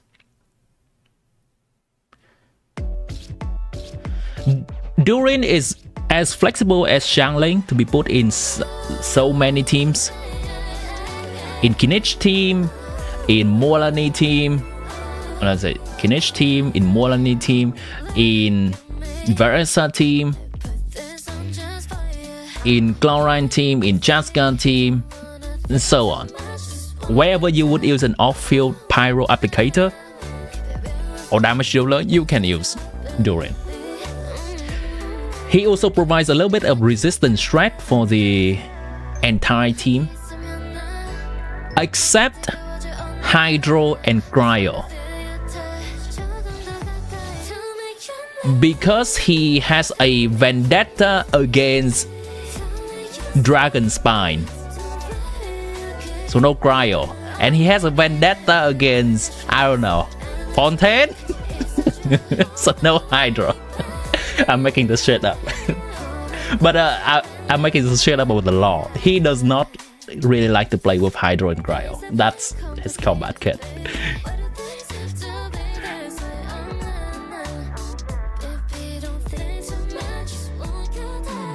I cannot get your head around it. I'll just then cut it from the nod-krai enemies. Huh, that's very weird. Alright.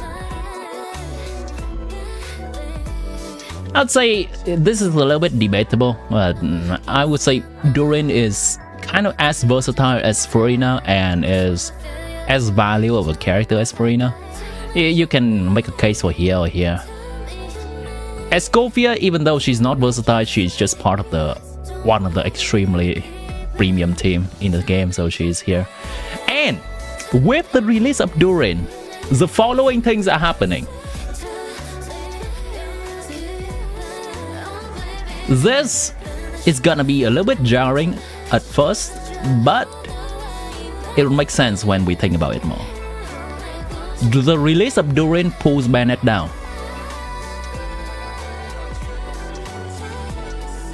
Wait. Yeah. A pyro support character. A team can only have 4 slots for characters, and in some teams, we can slot Durin in and forget about Bennett. Examples? Here are examples. Alecino. Hold on. No, not Alecino. Kinich, Emily, Durin, Ian San. Example: Chaska, Ian San, Furina, Durin. Some of those teams were using Bennett before. Now we can just Bennett will still be a very competitive option. Don't get me wrong. Bennett is going from awesome to the top of good. He is still at the top of the support list. He's just no longer having his own throne to sit on anymore.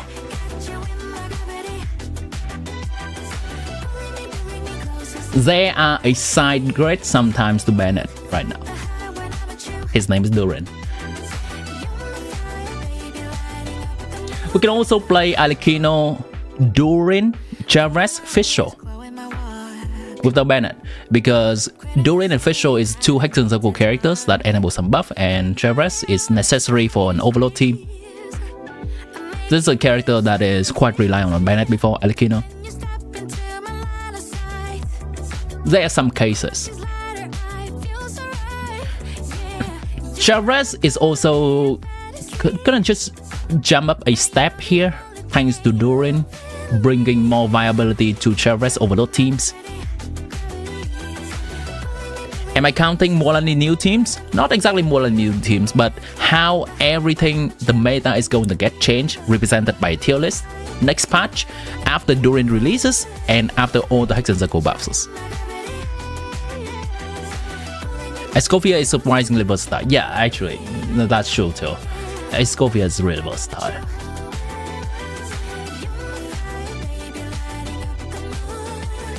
Wait, what do you mean by PC building? What's gonna affect that?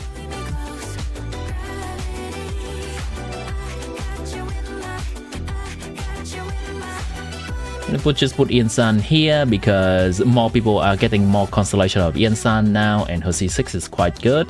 It's better than Silonan in some cases. Minor adjustments.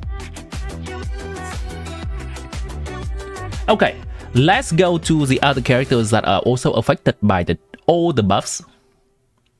1. This is due to the fact that he is no longer shield in at least the upcoming patch. Flint's team is no longer having a favorable endgame matchup, and this was extremely finicky whether he's here or here. He's here for now. Coupled with the fact that Varesa also has a new option for her Overlord team. His name is Durin, and not reliant on Mahuika anymore, so you can either free Mahuika to play her own team, which is valuable in Stage and Onslaught. Durin release also would increase Varesa team DPS if you were not able to do try-hard Mahuika combo before. Novelet has new team option. It's not gonna be any breaking any ceiling, but a version or burning version Novelet option is okay. It's gonna be another option he can play.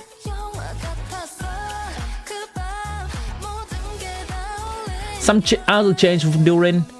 Kinech is up here. Would I say that? No, actually Chlorine's up here. Surprisingly, like, this is very subjective. Okay, Kinech is extremely subjective for me. Kinech is here if you can play 5 cannon shot Kinech reliably. I cannot, so I see Kinech as being here. It can be either way. Here or here. I'll put him here.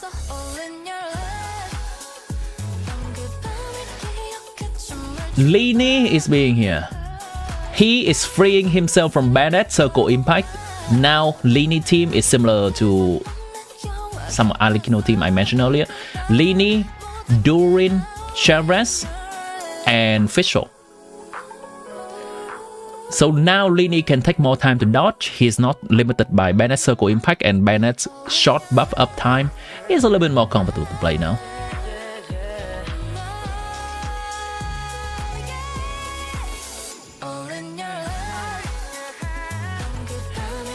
Razor and Raiden being better than Navia now with the release of Durin.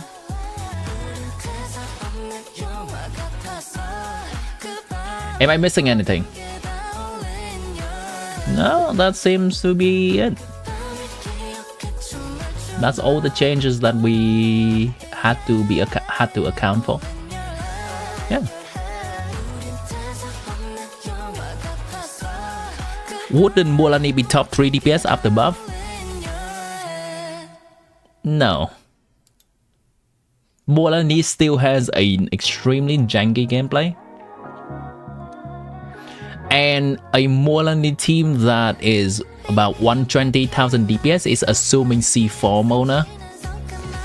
I don't think that's from the Jeff calculation. I don't think that's very realistic for everyone. So in terms of pure damage number, she's gonna be around like 100-ish. And there's also problem with her gameplay with Mona C0. Is this accounting for my skill issue or just Mualani in general? It's accounting for my skill issue, but I think Mualani is making a lot of people feeling skill issue.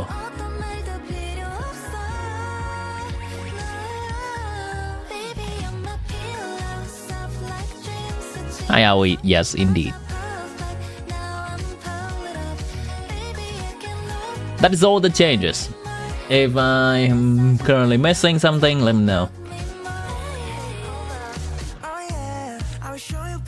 I'm just gonna look one more time from top to bottom here.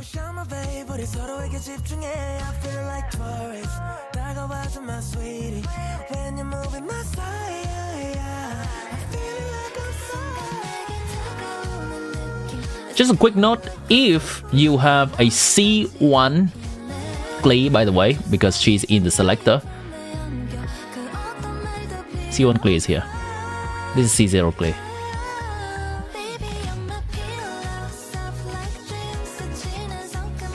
How comfortable I am with Nilo being here. Without the shield content, I think Nilo is here.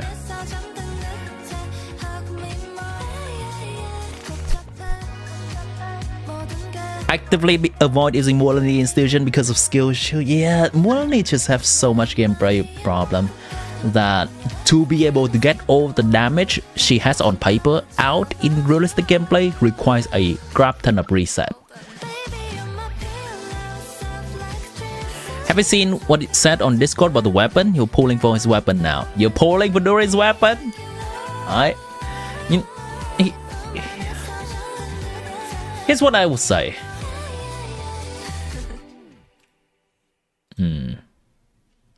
How to best say it? How to best describe it?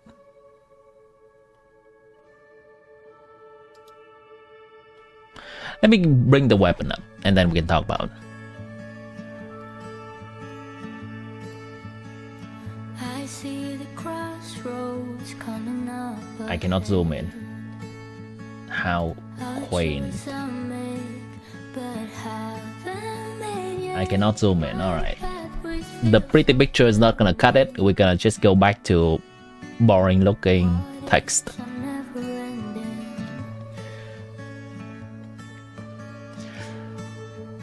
Quite a bit of this weapon's power is locked behind putting Durin in the team with 2 Hex and Circle characters.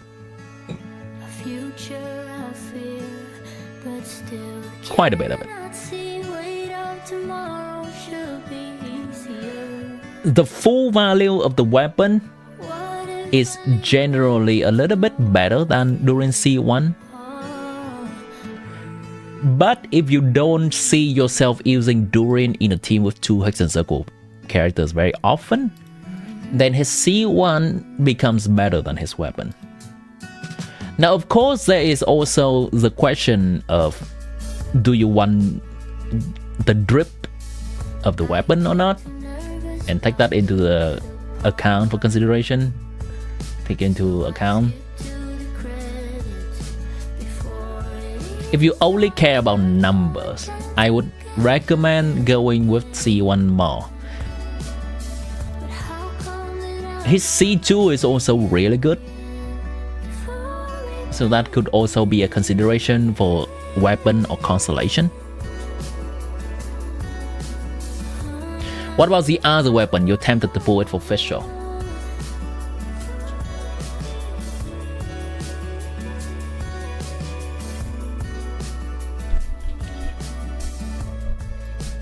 Let me see if I can find it.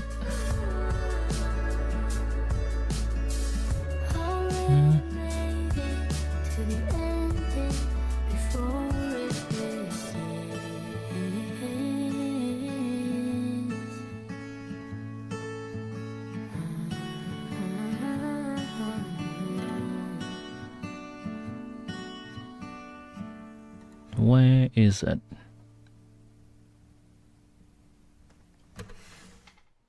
Okay, maybe here.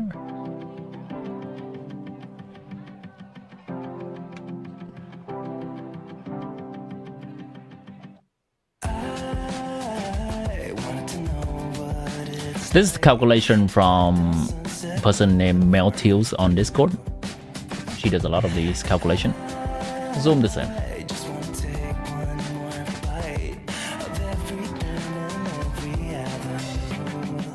The new weapon is a huge increase official.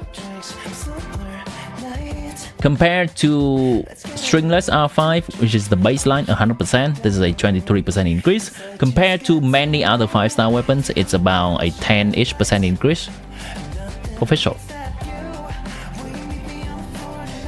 Do keep in mind though, official is often not a majority of the team's damage. So while this is a very good number for personal damage, let's try to take a look at Alekin official. Chavez, Bennett,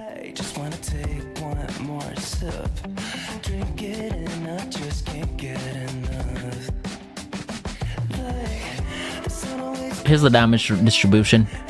This is pyro damage in this. Okay, no. This is Alekino's damage in this team, 70%. This is official damage in this team, 24%.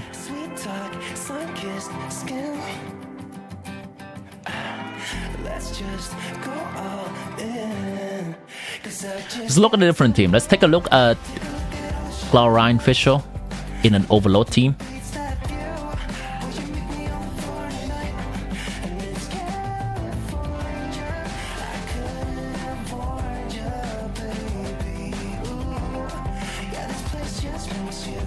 Fisher is 20% damage of the team.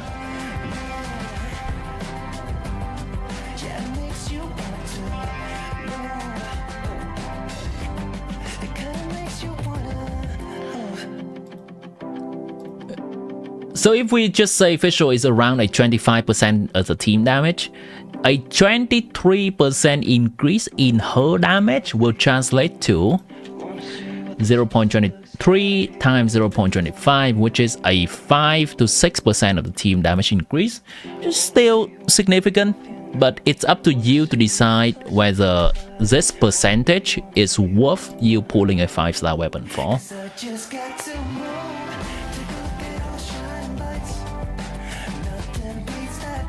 It's entirely up to you.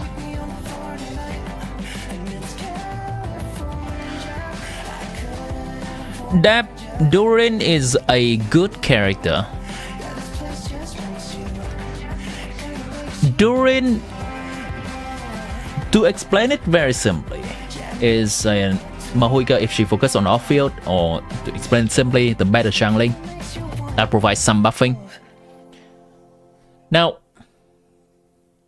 is he necessary? I would say no. He is not increasing or raising the ceiling of any existing top team.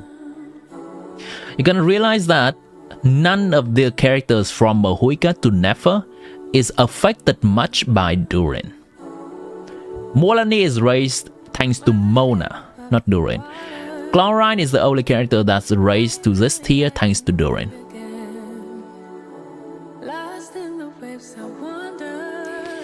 If you only care about Mahuika or Skirk, Durin does nothing for them.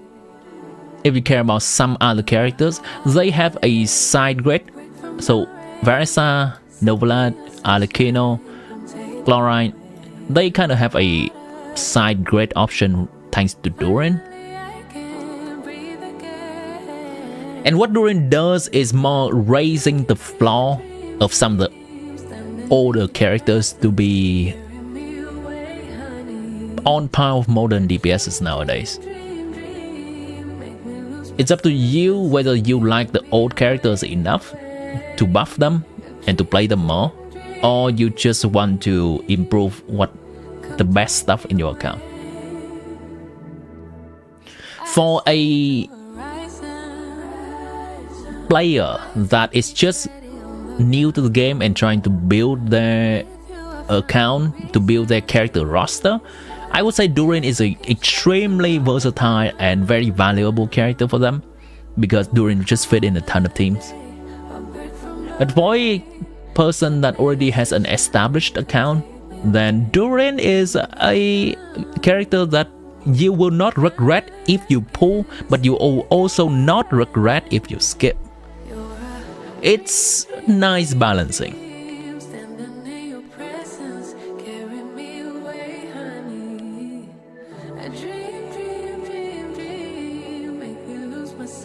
Razor Man back from the dead, indeed. Razor is the biggest winner. He came from here, the trash of the trash, to here, middle of the pike. Your account is established? Yeah, that's absolutely fine. It's not gonna have the extreme luster like a new account, but Durin value will still be the same. It's a character that can give you options.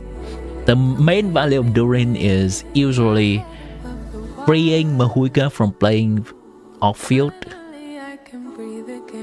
and you can play a dedicated Durin off-field character for some of your teams now. So now Mahuika can freely play as an on-field carry somewhere else, in a different side of Abyss, in a different side of Stygian.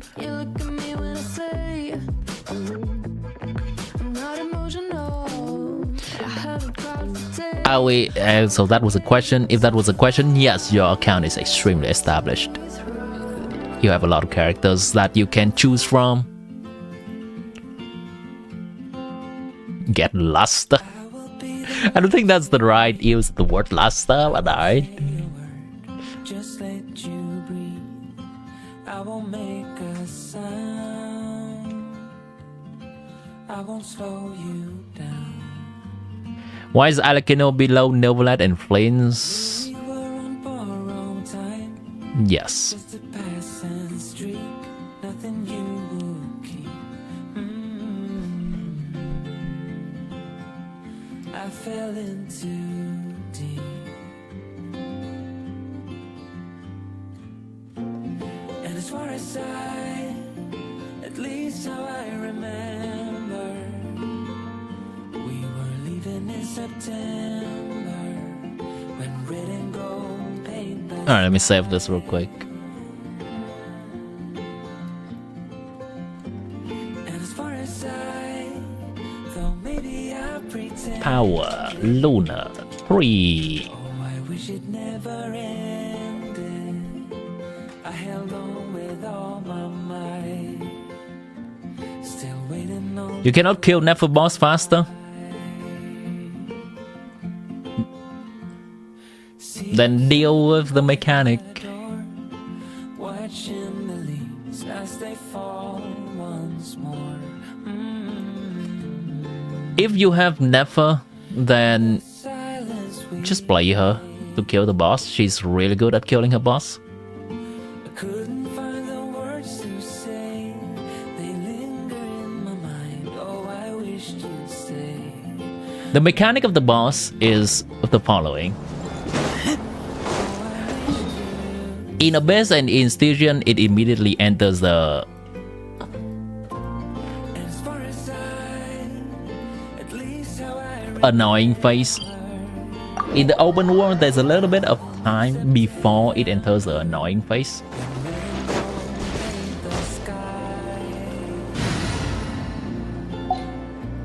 No Never, then why are you killing Never boss? Oh, in Stygian?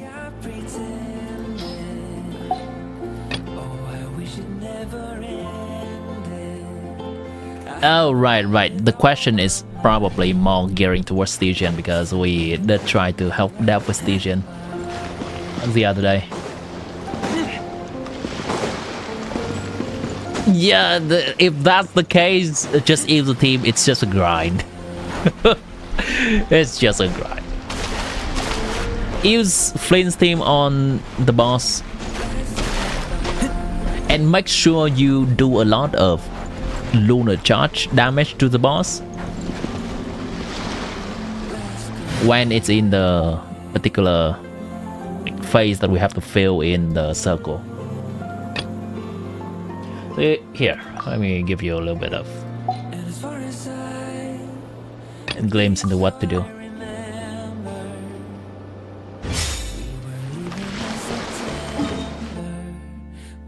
So feel free to continue asking questions about the character buffs or Durin or meta next patch.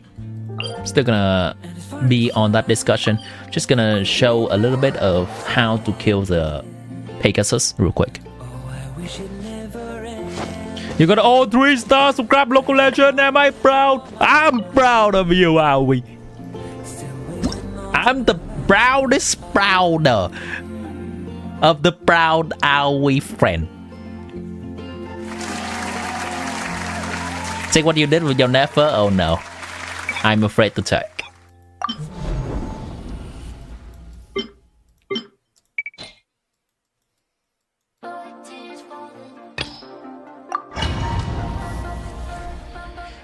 How Alekino has more damage than Novelet to Aoi? No.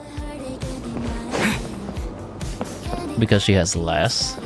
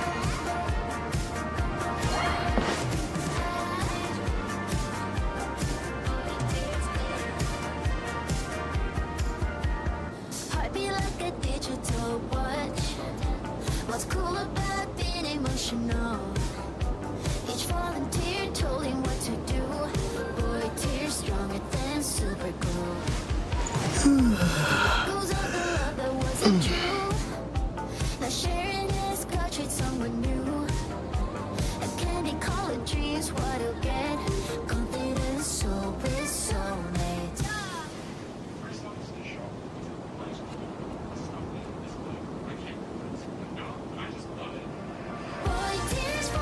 See you there.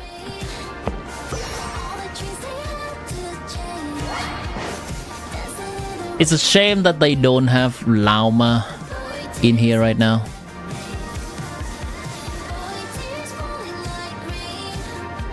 Arian Twitch! Woo!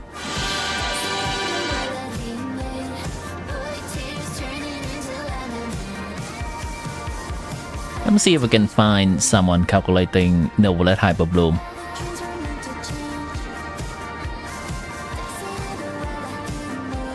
TC. Where's Lauma team?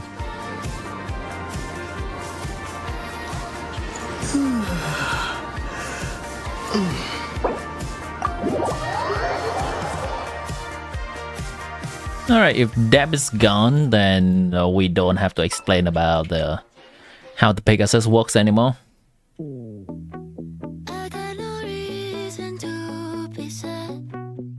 Lauma, maybe? Lauma Guide, Lauma Kit.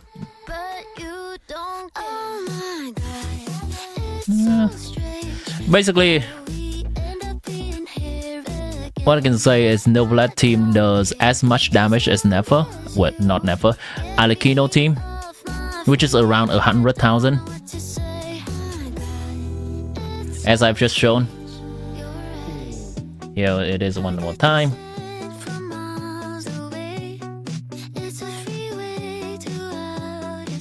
Around 100,000, Novelet does the same damage as Alikino.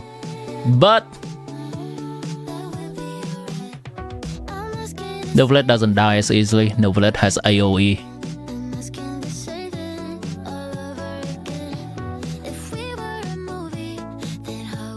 Novelet can be healed. He heals himself.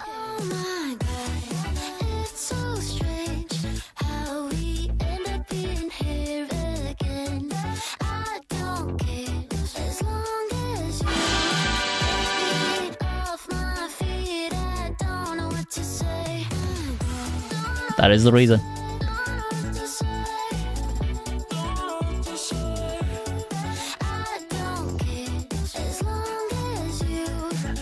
As long as Alikino do similar damage to any other character, she's gonna be lower than them.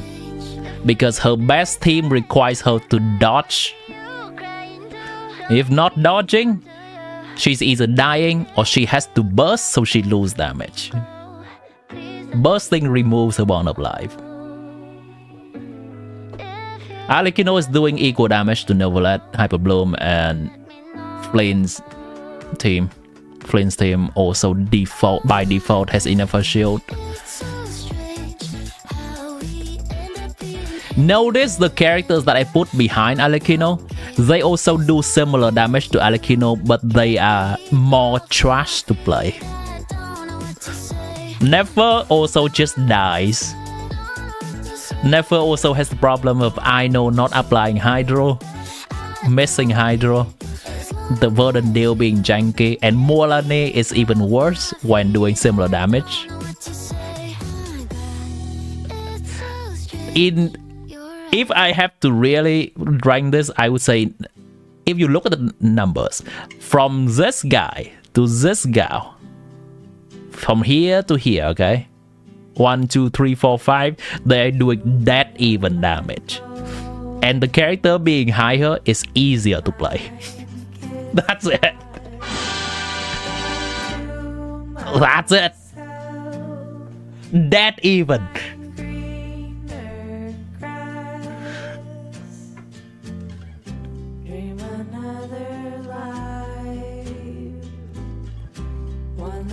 Look who it is. Our Ashram. Ashram. Do you know that Alikino Melt is actually just doing similar damage to Alikino Overload? The Melt team has more potential ceiling to go because they involve more 5-star characters that you can just go higher in constellation for them. Like it's around 100k, and this is Alikino Overload. Chavez, Bayonet, Pistol, 104k, 101k. Well, this team is also easier to die because you don't even have Cellular Shield.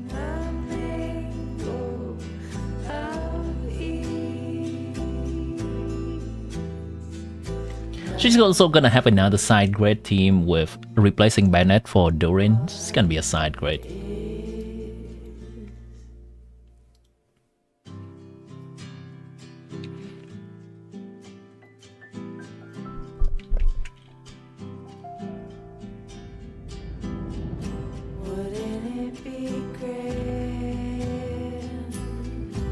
You have 2 songs recommended? What are they? When do you think they would drop Nicole Rain? She's your favorite along with Sandrone. We can do that. How do you know what this is? This is me optimizing for dispatch play. Dispatch minigame. I replayed Dispatch yesterday just to see all the different choices by myself. And I tried to optimize for the minigame in Dispatch as best as possible. Anyway, that's not relevant. When is Nicole gonna run?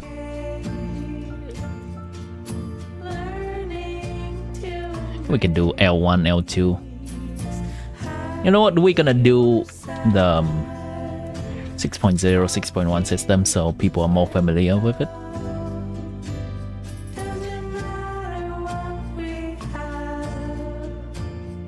Come on.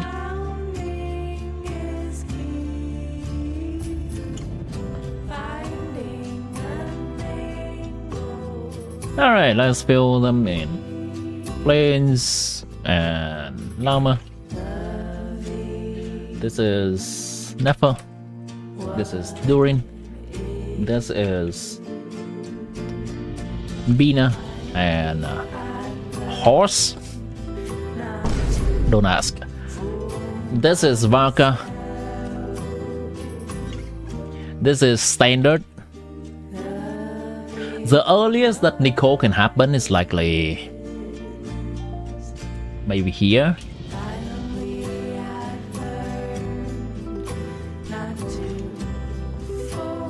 Something like that.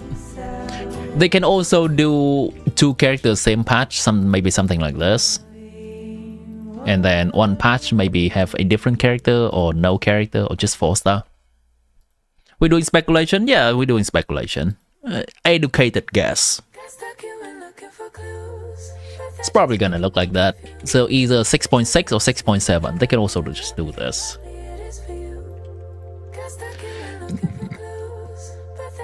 I think Nicole is likely to be the support, and they generally put the support before the DPS, so it's probably like this.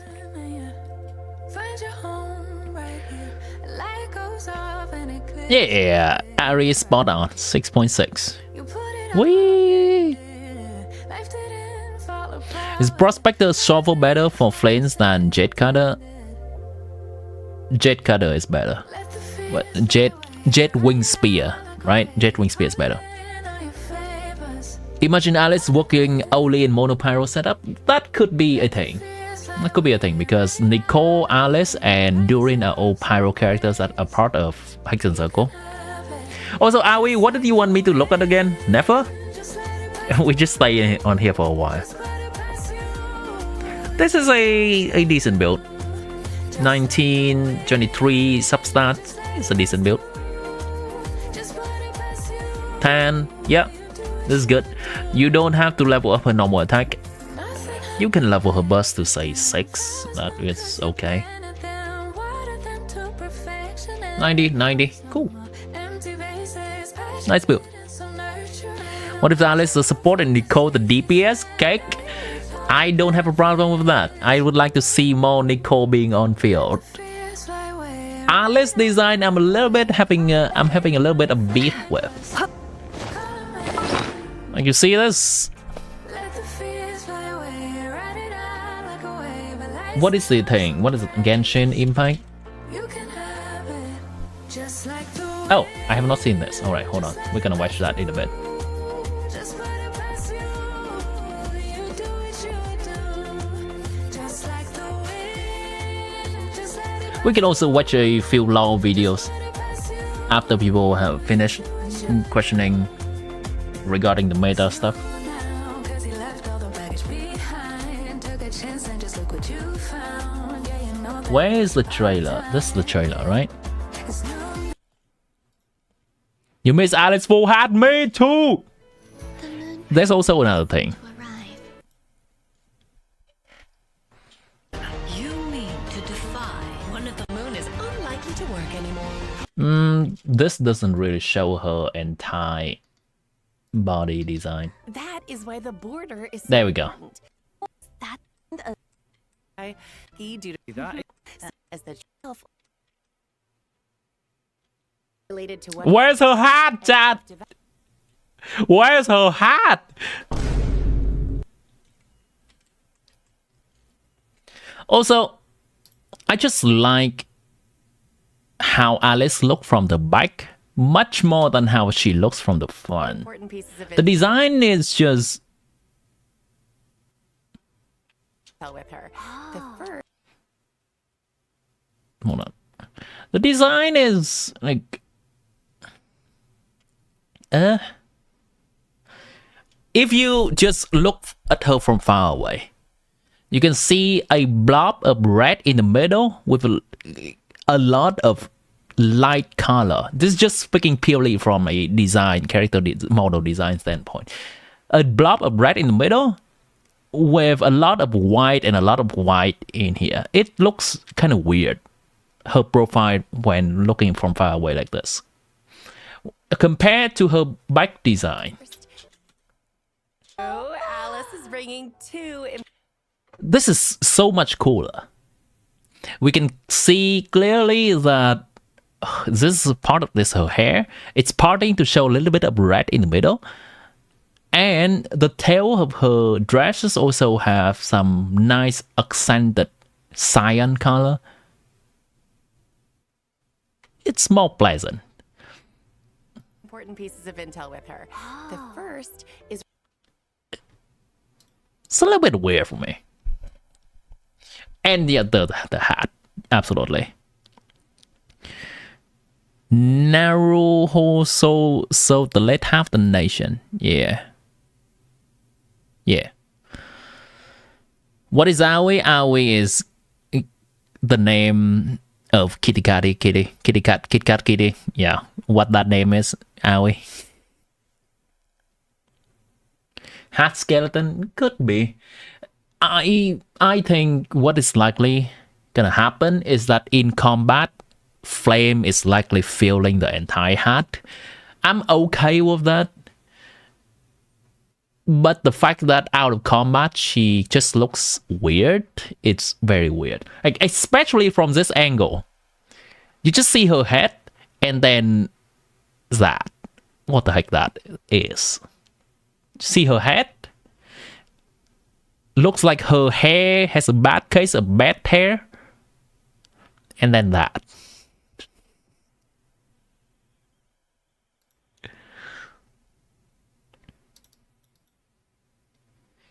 Oh, you was watching on minimized tab and now you really see what I mean? Just a blob of bread on pale legs? Yeah.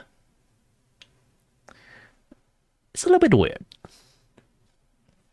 related to It's stylized for sure, but I think they still have to get the basic done somewhere. Also, you know what this is?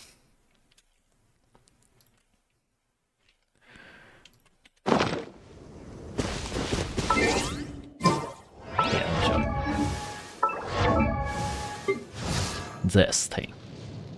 Okay? This is this thing. Thigh-high shoes with a dress that is flowing in the back but somehow just cropped right here. I have a minor problem with this. Not a huge problem, but it just looks a little bit weird. Why don't they just make flowing dresses? That part's like maybe this or this. Yeah, look. It's the exact same design. Chaska over again. Chaska, I also have a little bit. I also don't like the design of from the front.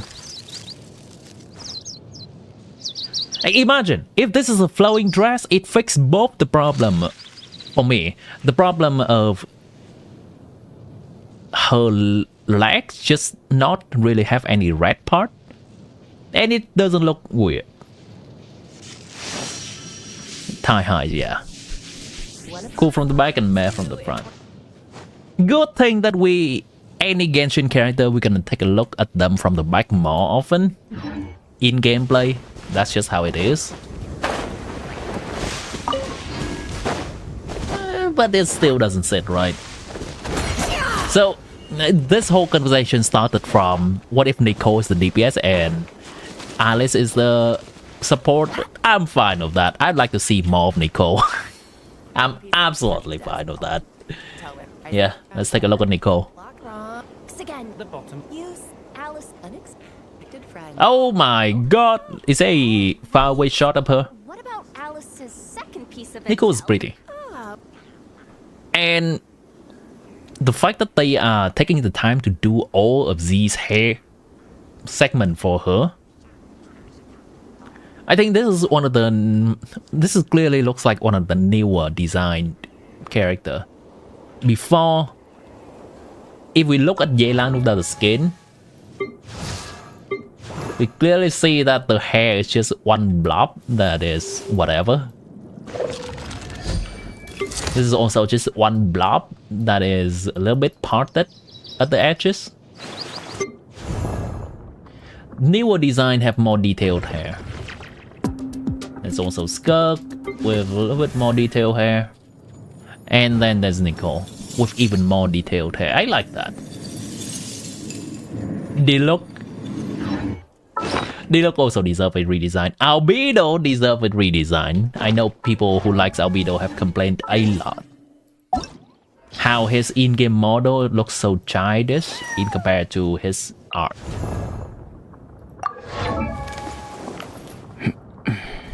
Albedo.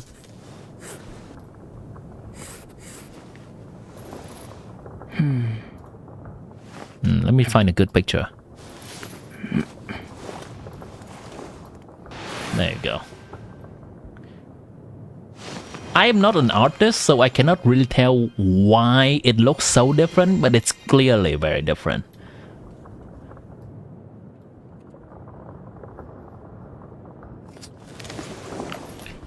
The albedo hair incident indeed. I guess I can say that it's not as detailed, but that's surely not the entire reason, right? There's probably something else too that people who knows more about art can answer.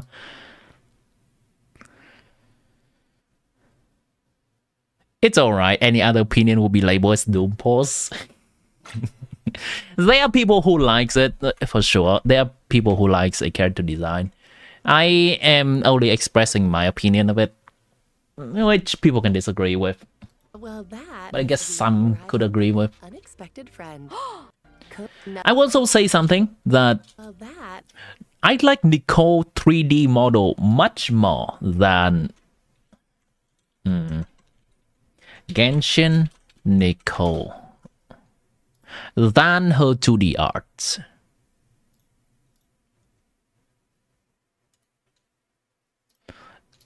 And I've fallen in love more with this character after I see her 3D model.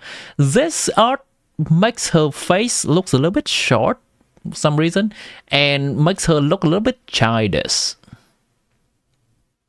Not entirely childish, probably not the right word, but more like a younger and inexperienced person, like a teenager-ish.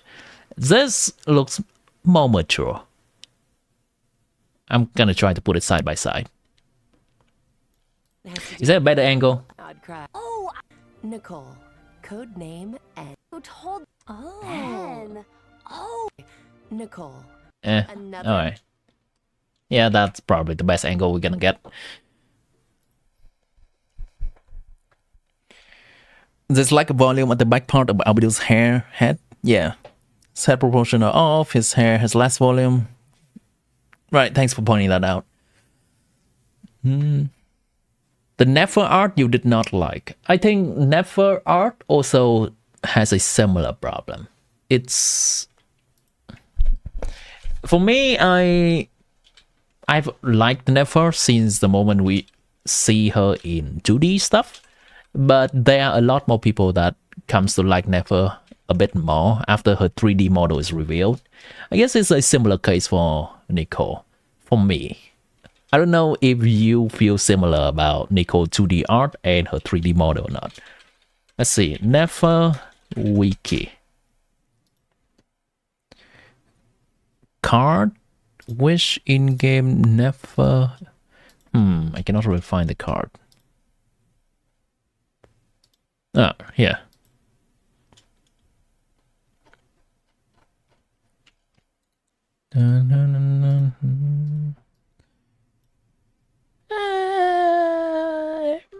I like this.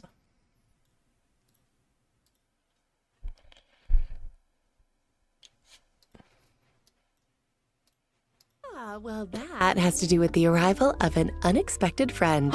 Another mage of the Hexen Circle has made her way to nod-krai. Expected friend. Also, real quick. Another mage of the I would like to point everyone's attention Hexen to Circle has to do with the Nicole's PNG ear. The 1 pixel thick ear. arrival of an unexpected friend. Another mage of Look, it's a PNG ear. 1 pixel thick. Not sure about that. It's probably a that has to model that they have not polished yet. do with the arrival of an unexpected friend. Another mage of the Hexen Circle has made her way to You nod-krai. can't unsee it. There's no depth, no friend. thickness to her ear. Another mage of the Hexen Circle has made her way to nod-krai. Nicole. Code Let's take a look at Durin teaser. Mom, this is my first letter to you since I started learning how to write. There's so much I want to tell you. Just sharp? Could be. Ever since I got here, I've been doing my best to Dodoko. learn how to live like a human. Thanks to a certain cavalry captain, I met a little red knight who's been teaching me how humans hunt.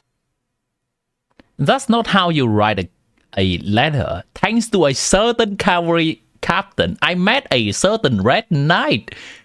Huh? How's she gonna understand? Alright, it's I met a fine. human. Thanks to a certain cavalry captain, I met a little red knight who's been teaching me how humans hunt. How humans hunt? She told me, after using her technique, you have to do at least 1 day of self-reflection to be even more prepared for next time. Here, even just finding a spot to take a nap can be quite a challenge. Is that razors? That black cat wasn't happy I trespassed on his territory, and his minions let me know it. Who's the black cat? Being human comes with another challenge, something called socializing. Drinking seems to be an indispensable part of it. Where's Bandy? There's Bandy. There's drinking. There must be Bandy. Alcohol is even more dangerous than the potions in your stories. That's one challenge I'm not ready to face yet.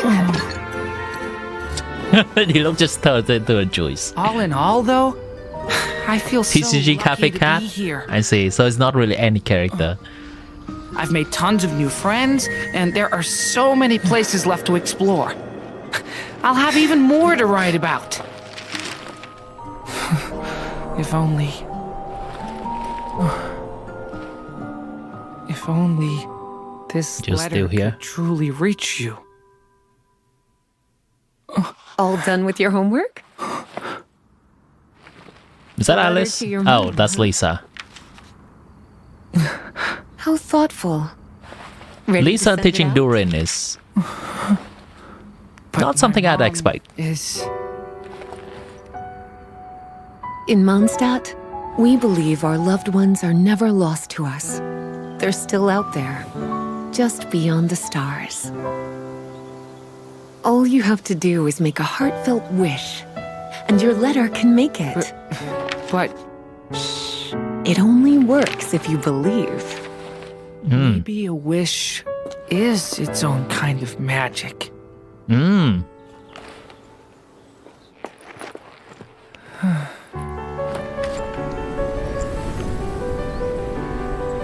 Send it to the wind.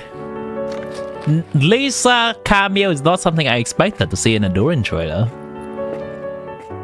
It's nice.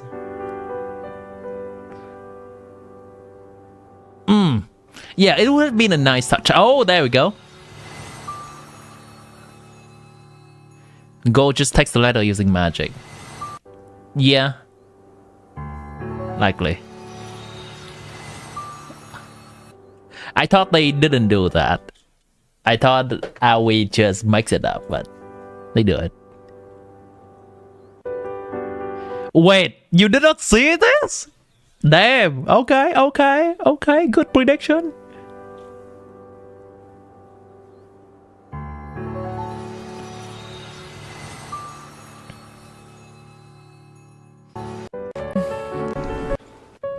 Non-loved one. Let me listen to more Lisa. A letter to your mom, huh? How thoughtful. Ready to send it out? But my mom is... In Mondstadt, we believe our loved ones are never lost to us. They're still out there, just beyond the stars.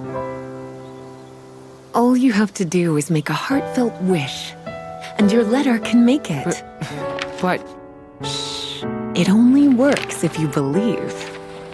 maybe a wish is its own kind of magic.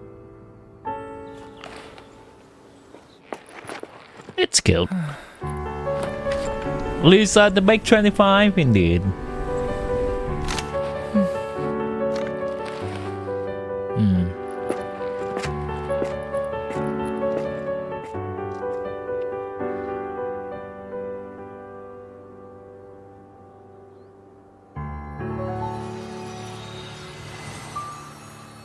Damn, it's a good teaser. I love it. It's not bombastic.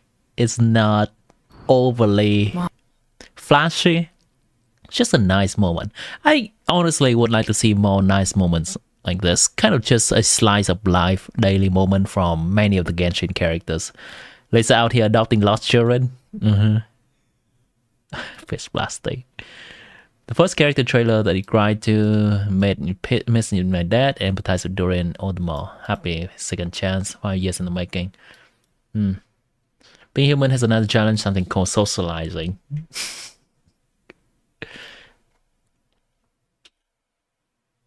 One more time. This is my first letter to you since I started learning how to write.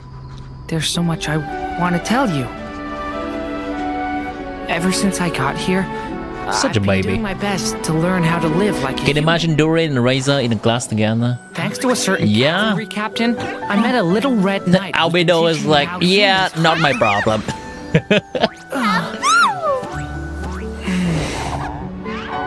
She told me, after using her technique, you have to do at least one day of self-reflection to be even more prepared for next time. Here, even just finding a spot to take a nap can be quite a challenge. That black cat wasn't happy I trespassed on his territory, and his minions let me know it. Being human comes with another challenge. Something called socializing. His sweat drop and still let it happen, Albedo? Thanks to a certain cavalry saw it. captain, I met a little red knight who's been teaching me how humans hunt.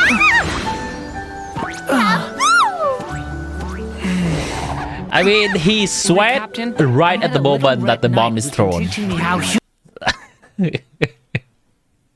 Like, all right, it's already happened. humans hunt. He told challenge. And his minions let me know it. Being human comes with another challenge. Something called socializing. Man, why are they not buffing Game seems to Lisa? be an indispensable part of it. One more round. Are they gonna really buff Alcohol the is even more dangerous initial than cast? potions Amber, in your Lisa, stores. Kaya? Oh, that's one challenge I'm not ready to face yet. All in all, though, I feel Durin so got buffed again. lucky He's to be already on here. babysitting duty. Is he though? I've made He tons is of the new one friends, got and babysitted there are so with many Glee. places left to explore. I'll have even Lisa's more from to write Sumeru, about. not Hex. I mean, it's fine and all. If only. If they can call Razor Hexen Circle, they can This just letter call could anyone truly Hexen reach Circle you. and just get away with it. I think Lisa was All done with your invited homework? to be Hexen Circle once, something in story A somewhere. letter to your mom, huh? How thoughtful. Ready to send it out? But my mom is. There's still another hope for Lisa, which is the Mondstadt, Sumeru buff, We but believe our loved it's ones a are little never bit lost to coping. us. They're still out there, just beyond the stars. All you have to do is make a heartfelt wish. Lisa declined being part of the letter Hexen can make Circle. Yeah, But It can only still works make a if you case for her believe. being a maybe a wish Hexen Circle is its own kind of adjacent magic. character. If Sucrose is adjacent, if Razor is adjacent, if Fisher is adjacent enough to be called a Hexen Circle character, Lisa can definitely.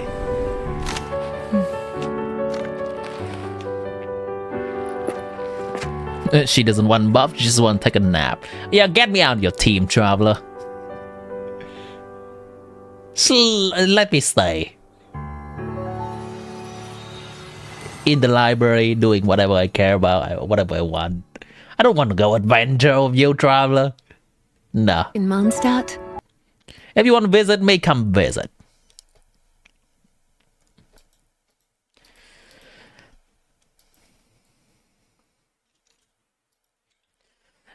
And the buff can also just be a buff that we have to get through doing a quest later on. So that would not affect the new player playing, and there's no more complex mechanic that they have to learn about when they use Lisa or Kaya or Amber, for example. In fact, it's already how it is with the new Hexen Circle characters. We have to do a short quest for each individual character to gain a buff for them. Fisher has to do a short quest herself, Sucrose has to do a short quest, Razor has to do a short quest. It's probably just fighting something and a few lines of dialogues. That's a fine way to do it. May Lisa be shown more indeed. Yeah, it genuinely surprised me to see Lisa a cameo in a trailer like that. Definitely not on my bucket list. But the one I'll take. Did anyone get a weird form that only buffs if you have a Liyue character? And if so, does it work with Chide? I don't know. I actually don't. I think the game counts Chide as a Liyue character because a Liyue Chronicle banner actually has Chide.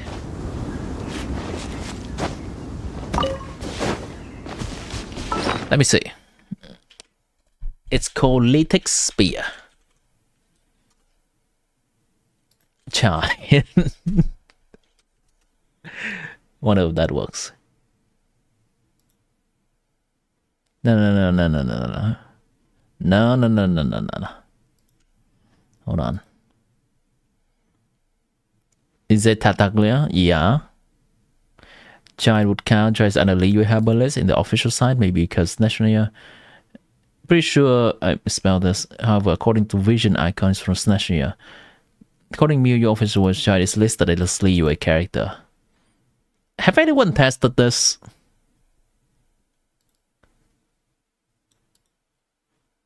That was 5 years ago, by the way, chat. Holy shit. I wonder if they say it. Poem. Leeway. Description.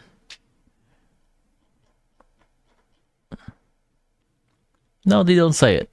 Oh well. Cannot believe Giant's domain used to be so tough they had to nerf it to be on par with Storm Terror's HP. I've heard of that. I have not been playing when that was the case. See, top left where the vision is from, because all the nation get their own design for the vision socket. It definitely is. Though I think it would be a weird thing for them to do that. If Char just does not work with the spear. Like, definitely he is from Snatchner, yeah, there's no question about it. But does the game count him for the weapon? That's still a question.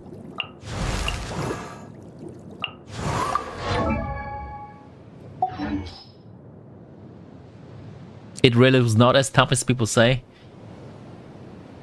I guess at that point in time, not many people were playing the game as optimized as possible. Still a fresh game. And probably the difficulty coming from Storm Terror to Tatalia was a bit steep for people, so they did not like it. It's legal technically, right?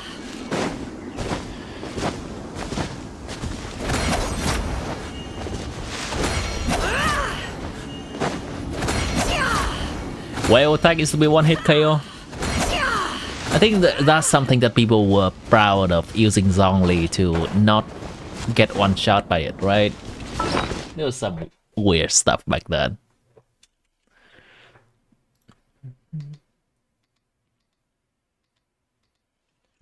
Let's take a look at a few lore videos. There's a how do you spell Meansleaf? Sleeve? Mean sleeve? There we go.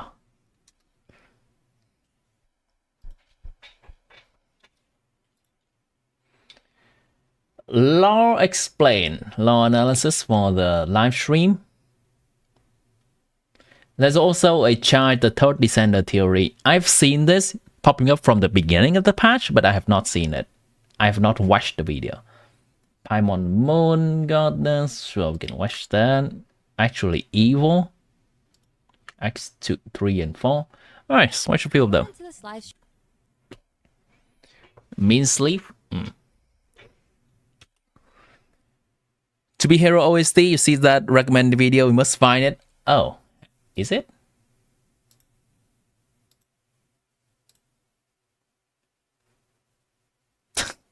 Sure, we can watch that. Why not?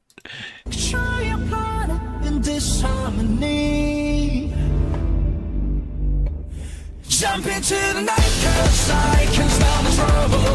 Don't you miss the fight, just get there off the double. I gotta make a difference, moving with a purpose. I'm feeling my inertia. Baby Driver is such a movie that comes out of nowhere, and it's just a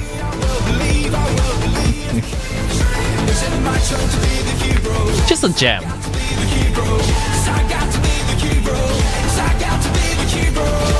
This is probably not gonna get copyrighted, right?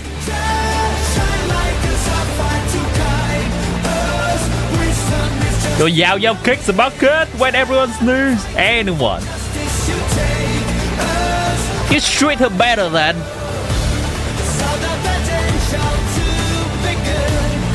Yeah, I don't think the... Oh boy. I don't think the director makes any other stuff related to it anymore.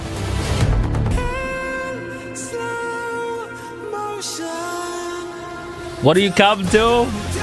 To be Hero X? To be Hero X OST and they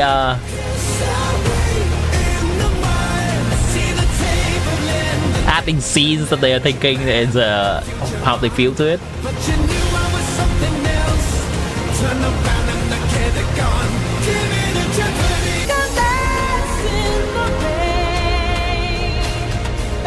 Oh boy, that's a very long one. Cyberpunk.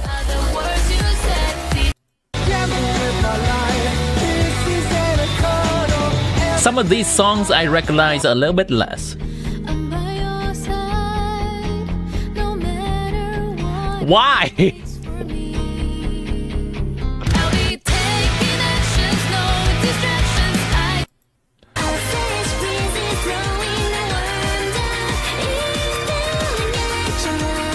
Always we feel you don't know it by now. When the now goes deep, talk on it down. Don't need to teach me how dangerous my. Why should I care about diving to hell? With the company, I'm feeling well. One queen of the stars for the broken. Wings to make them fly. Something quite like it. Oh, hello there. And when we play, we don't stop fighting. Pyroland? Yes. Fast like lightning. We'll save the day, they can't deny it. Higher, higher. This is peak, yes. Set this game on fire, fire. They can't bring us down. We're that whole new type of hero, hero. We gon' win whatever we go. Piano on 5 fits real well, yeah. The vibe is immaculate. Oh, the piano burns too much now. Oh,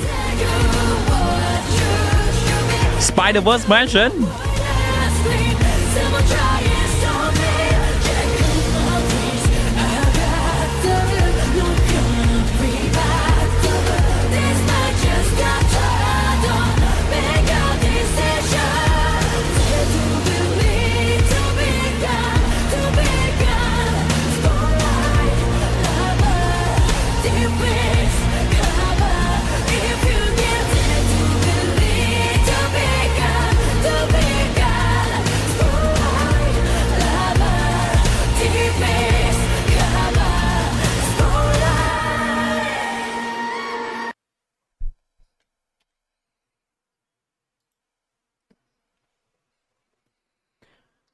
The Five Sinners of Conria.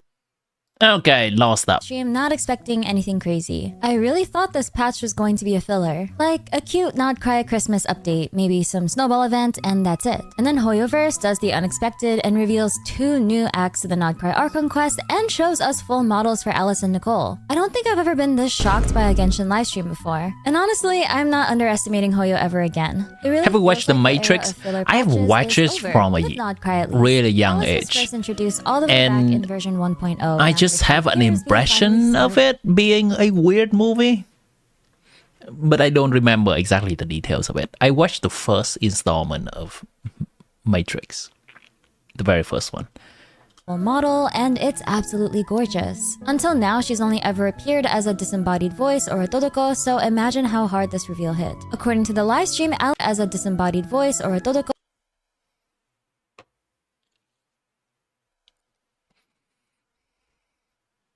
My disappointment is immeasurable. My day is ruined. She could have just taken this hat, and I would not bat an eye. So imagine how hard this reveal hit. According to the livestream, Alice is a nod-krai for 2 reasons. First, she's dealing with one of her major Hex and Circle duties. Something you know what?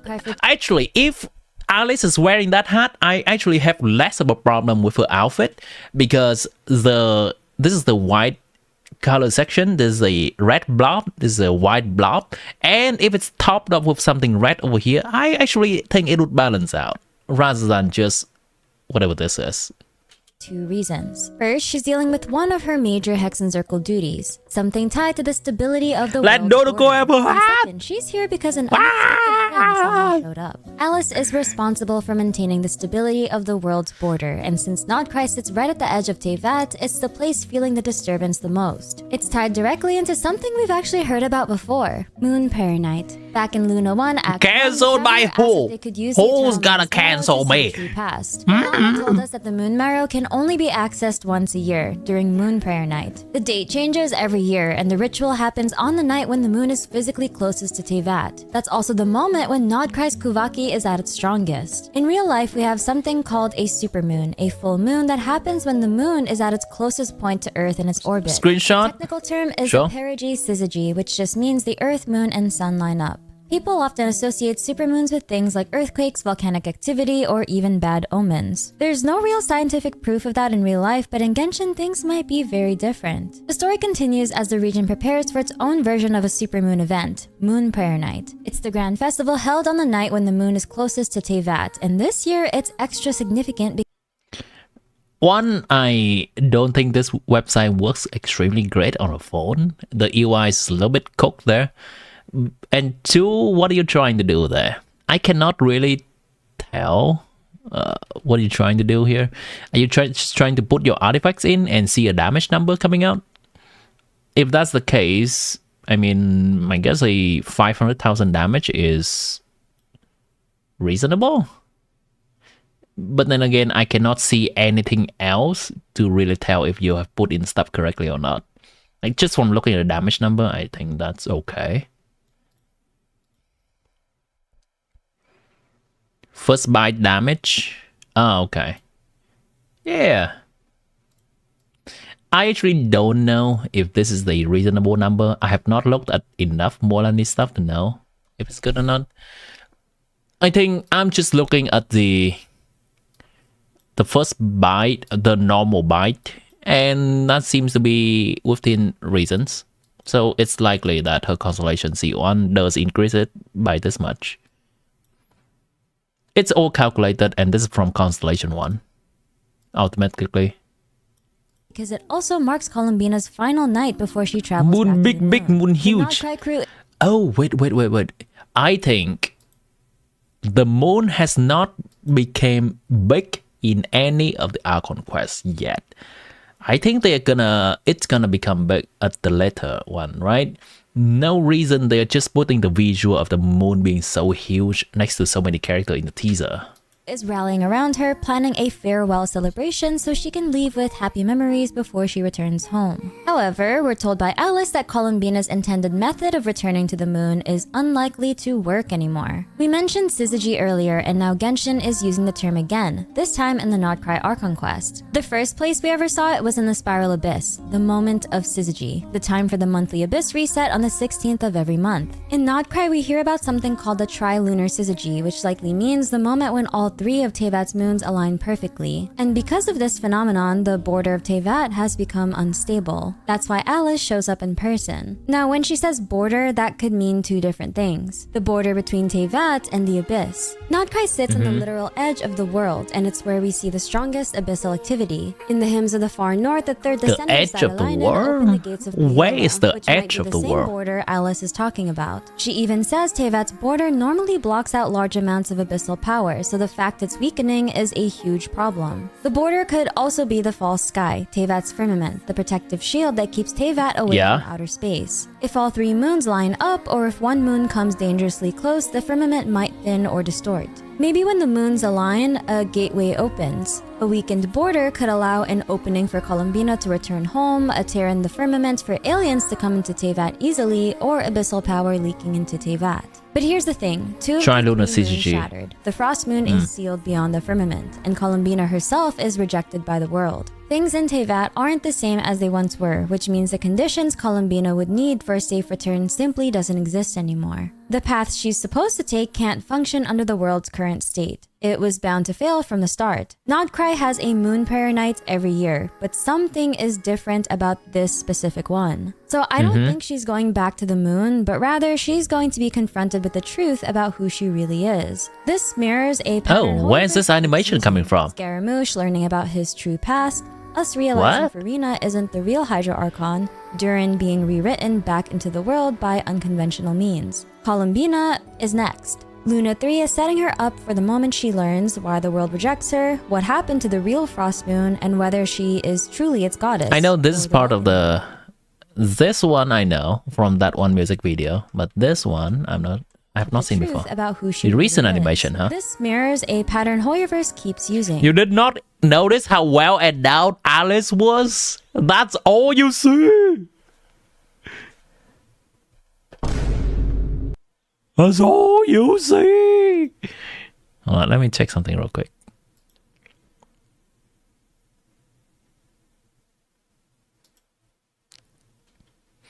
Scaramouche positions to the border in also the same of a border. The far and the little can mean two different things. The border between Tevat is out large depending on my channel. This moment, all right, never mind. Gooning is a different time. About who she really is. This mirrors a pattern Hoyoverse keeps using. Scaramouche learning about his true past, us realizing Farina isn't the real Hydra Archon, Durin being rewritten back into the world by unconventional means. Columbina is next. Luna 3 is setting her up for the moment she learns why the world rejects her, what happened to the real Frost Moon, and whether she is truly its goddess, or the Welkin Moon, or even the fourth moon of nod-krai that failed to form. Hoyoverse seems to be preparing her for a downfall, revelation, then rebirth story arc. I just want to take a quick detour and talk about a major change that will be happening on my channel. I'm really excited about this because this is the first time anything like this has ever happened. I've been having so many issues working on Genshin videos recently. Projects wouldn't load, clips were lagging, and my room was overheating. It was also becoming impossible for me to play anything. I loved that PC, but it was clearly time for an upgrade, and I got saved just in time. So today, I'm proud to be announcing this major change on my channel. Starting today, I have a long-term partnership with iBuyPower and Height. Together, iBuyPower's experience and Height's creativity make for some of the most beautiful builds out there today. They make PC gaming simple, whether you want to build your dream rig, grab a ready-to-ship I will actually watch this ad a little bit because I care about this. The brand new Height X50 case, powered by an NVIDIA 5080 graphics card, AMD Ryzen 7 9800X 3D processor, 64 gigs of memory, and 8 terabytes of storage. And look, they even gave me pretty butterflies to decorate my PC. This PC is an absolute beast. I can game, edit, and render without breaking a sweat. Every PC comes with a 2-year parts warranty, 3-year labor warranty, and lifetime tech support. Chad, do you know that Steam is about to release a PC? Side segue. The Steam box. Fingers, as well as a split gamepad layout to work with your whole Steam library. They even feature the same magnetic thumbsticks as Steam controller for responsiveness and longevity. Hold on. The accessories. It's a power, whether it's a P. Oh, this is the new Steam machine.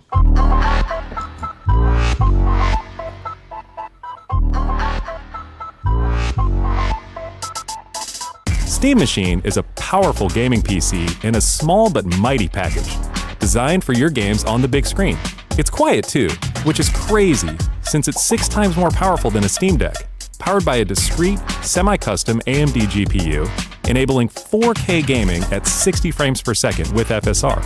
Steam Machine runs SteamOS made for a bigger screen, built for gaming in your living room, your office, or wherever you play. So new Steam computer Machine borrows some great features from Steam Deck, like lightning fast sleep and wake, an SD card slot to easily expand your storage, and brings some new tricks of its own, like a customizable LED strip, which can show different system functionalities, or your own light show. Steam Machine is a PC, so run whatever software you want, and it works with all your favorite desktop and gaming accessories. Steam Machine is designed to work hand in hand with the Steam controller, with the low latency, wireless connectivity of the Steam controller puck built right in. That is something that I'm actually looking forward to. I'm gonna see, like, it's probably not as powerful as my current rig, as my current PC, but my main interest in this is the size. It looks like it's very portable, and it's likely to be better than a laptop. So if I need to go somewhere for a short period of time, I can just bring this cube with me. The Gape Cube, which is what people are calling it. The upcoming Xbox being basically a Steam Deck.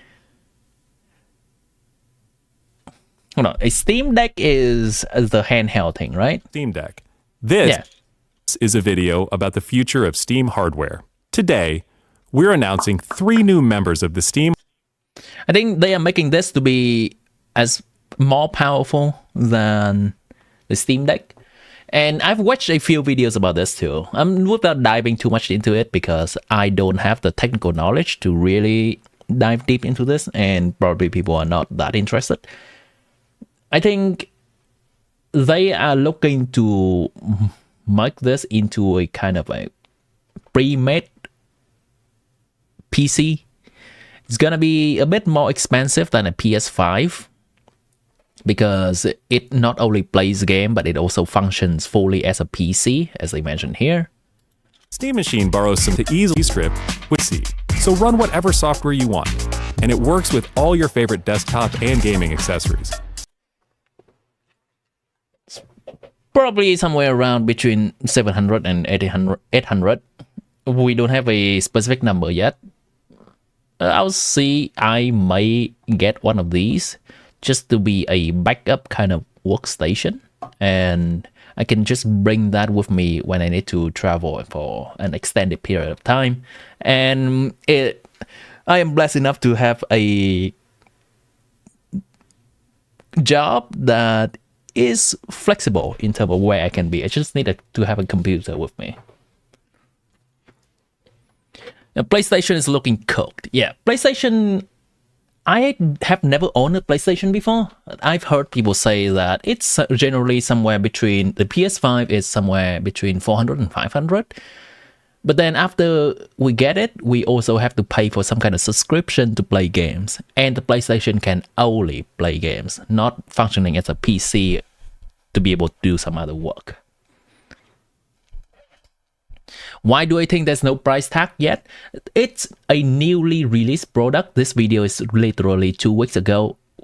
They are trying to hype this up, and we can only pre-order right now, or pre-register, whatever the word is. They don't have a price number yet, and it will be released next year. That's the only reason for it that I know of. They are probably also trying to fine-tune the machines a little bit more, and check out how the PC part price fluctuation is gonna settle. There's a little bit of a price fluctuation for some of the PC parts right now. Xbox is mostly the same, but there's free games, I see. I think Xbox is somewhat closely in relation to Microsoft. And they also make PC.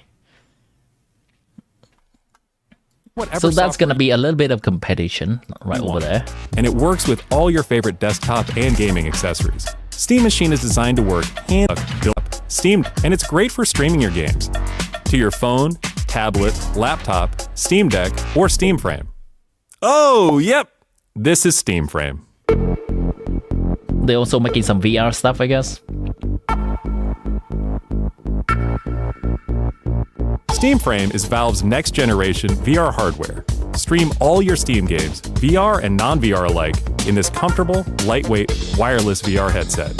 Steam Frame uses camera-based tracking, so getting into your games is as easy as slipping on the... Now that, you guys can probably look this up and see for yourself. Personally, I am not that interested in anything other than the computer itself. Maybe the Steam Deck, built with the same because it is very convenient to just hold it on my hand and play it on my bed or anywhere. A controller, maybe, if I'm ever wanting to find a controller for my gaming experience at home. The thing I'm most excited about is Steam Deck, so I'm just gonna wait to see what the price point is and go from there. Folks that is into VR, you can also look into this. I have no idea how good or how average or how bad that is in comparison to the other hardware. What's my rig? Currently, I am using a PC that I have built on my own since 2020. I have replaced a few parts.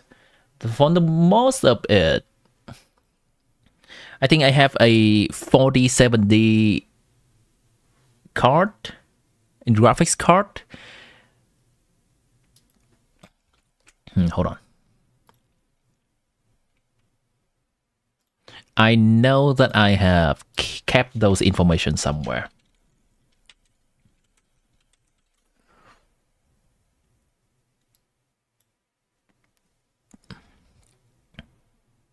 Loading.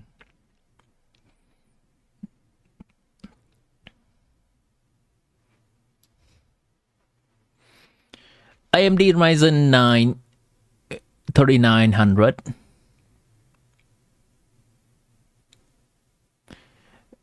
(32 gig RAM).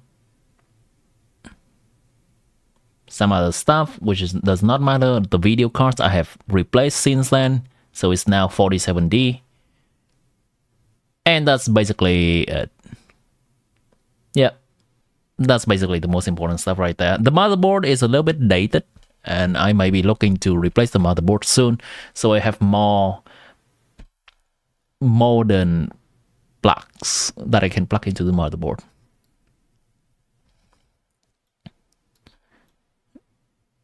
Built that way back then. If you really ask me about what PC parts do these days, those knowledge kind of just been filtered out of my head already. So if I need to buy new parts for my PC, I'll just have to research all over again. I am not keeping up with the market of the PC parts, so I don't know what's really good or what's not. All-in-one cooling. All-in-one cooling.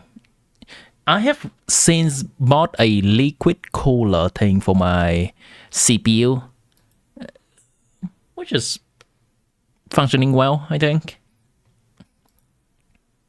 4070 is right. Yeah, I replaced it recently for my streaming. So I made sure to buy, I think, the second or the third best in the market back then. I just replaced it last year. Alright, coming back to this. Buy in bulk, their prices are perfect game. Thanks to them for and height. Durin hears that his mother's dying wish was a book, and he's confused. Also note that they don't call Rhine-daughter his mother, they call him Child of M. He even calls Rhine-daughter Aunt Rhine-daughter. The mage M is Anya M. Anders' daughter, the author of The Boar Princess. Her name is definitely a reference to Hans Christian Andersen, a famous fairy tale author whose mother's name was Anne-Marie Anders' daughter. Anders' daughter was one of the three creators of Simulanka, the fairy tale realm built by Alice, Barbeloth, and herself. And it was Anders' daughter who created Mini Durin. The original Durin, the giant dragon corpse and dragon spine, was an abyssal creation made by Rhine-daughter. He died misunderstood, corrupted, and hated. Anders' daughter wanted to give that story a second chance. So she created a new Durin, free from the abyss, shaped by imagination and empathy. You can say it was her quiet rebellion against fate itself by giving a doomed creature a chance at a real life and a happy ending. And that's why our Durin calls her mother. But when Mini Durin merged with the remains of original Durin, he absorbed some abyssal aura. That's why animals fear him even though he's gentle. He carries two sources of power inside him, the abyss and fairy tales, which I like to view as human imagination. Even Dainsleif hints at it. We humans have our humanity. In other words, human imagination, compassion, and stories, the things that seem weak and inferior to the divine, might actually be the very tools that can rewrite fate itself. And that's exactly what Anders' daughter tried to do. Durin apparently has a task I still wonder where so that takes place, where both travelers are together in a field of flower. It was probably Anders' daughter's final wish. Whether we're gonna see a scene like that toward the end of the game or not. Durin's story fully play out, or to watch him get the happy ending she'd hoped for. Now the rest of that story is in Durin's hands. But Durin's story isn't the only one taking center stage in this version, because now we have to talk about Nicole. Nicole Rain is a prophetess Hexen Circle member and the woman who studies the direction of Teyvat. She's physically mute but speaks telepathically, something we've experienced in both Sumeru and Fontaine. And from the moment we first saw her with golden wings and a halo, we Nicole is also unexpectedly well endowed. Of Teyvat. She's physically mute but speaks telepathically, something we've experienced in both Sumeru and Fontaine. And from the moment we first saw her with golden wings and a halo, we can just wanted to point that out. She's an angel. And she apparently only recently got a human form. We've theorized in the past that Nicole could become the future vessel for the Eternal Moon's marrow if the Traveler can't hold it forever. And we've theorized that if not the Eternal Moon, she might have if the Traveler can't hold it forever. And we've theorized that if not the Eternal Moon, she might have strong connections with the original goddess of the Frost Moon instead. Nicole is most likely the figure who's been secretly protecting nod-krai with us in the past 4 acts. The situation outside nod-krai happens to also be getting more chaotic. Over at the Gate of Conria under Sumeru, we see Mona monitoring a crisis. The laws and limits of the world are apparently shifting. Abyssal activity is encroaching closer and closer to Mondstadt, affecting characters Those are the so much quests that and other older Mondstadt the Hexen Circle characters have to do to get their power. Buffs to reflect the changing climate of Teyvat's story. My speculation. Why is Conria suddenly involved again? Well, one of the 5 sinners already has his eyes on nod-krai, and historically, Mondstadt and Conria have always been tied together. The name Conria even translates roughly to Betrayer of the Winds in Arabic. And between Dane's first appearance in Mondstadt and Albedo's fears about losing control and destroying Mondstadt, something ancient might connect all 3 regions. My guess is that way back in ancient history, Conria and Mondstadt may have once been part of the same unified civilization until the Conrian side broke away or betrayed the other. That split could explain the long-standing tension between these 2 regions. Mondstadt grew into a religious nation shaped by wind and freedom, while Conria became a godless, fully independent society. And then there are the Phantoms and Traveler's spaceship. The unanswered question of why the sibling was seen outside of it before it ever opened. The Phantoms appearing when the moon is closest to Teyvat, just like the leyline anomalies in Inazuma and the ghosts of the Night Kingdom. Voice speculated that the Irminsul, the world's database, might come from moon origins. Okay. If the Irminsul really did come from the moons, then this Phantom phenomenon seems to make even more sense. Finally, we see Venti at because the ruins moon where comes the close? Istaroth world quest took place. It's so surreal to finally see the connections between Venti and the God of Time. Wind and time have always been intertwined in Genshin's world, and now Venti needs to tap into that old connection. Meanwhile, Wanderer is also here, and given his history with Dottore, I wouldn't be surprised if he's already on Dottore's trail. If you enjoyed this video, please leave a like and subscribe, and I'll see you on the next video. Thank you so much, Height and I Buy Power, for sponsoring my channel. I'm your Leafy Lore Keeper Minsliff, and I... Alright, give me more, Minsliff. More. Luna 2 law analysis. Let's go. Oh my god, this is the 48-minute video. Is there a more digestible one first? Okay, we can take a look at Paimon is a moon goddess video. This cutscene in the Act 4 nod-krai Archon quest. Did you catch it? When Columbina flies, a trail of stars follows behind her. A constellation trail that only one other character in the entire game has ever been shown to have. Paimon. Now, we've heard all the theories before. Paimon is the Heavenly Principles, Paimon is one of the 4 shades, but I think it's time we dust off one of the oldest Paimon theories so far. The one that started way back when the 3 Moon Sisters were first mentioned in Moonlit Bamboo That's a detail I missed. Because now, with the moons taking center stage in nod-krai, it just makes sense to talk about it. I was originally going You to regret skipping lore now? You can always video, but let's look just more into lore. Happened. Between getting sick and a few distractions, my progress has been delayed by a week or so. I'm so sorry, but it'll be out ASAP.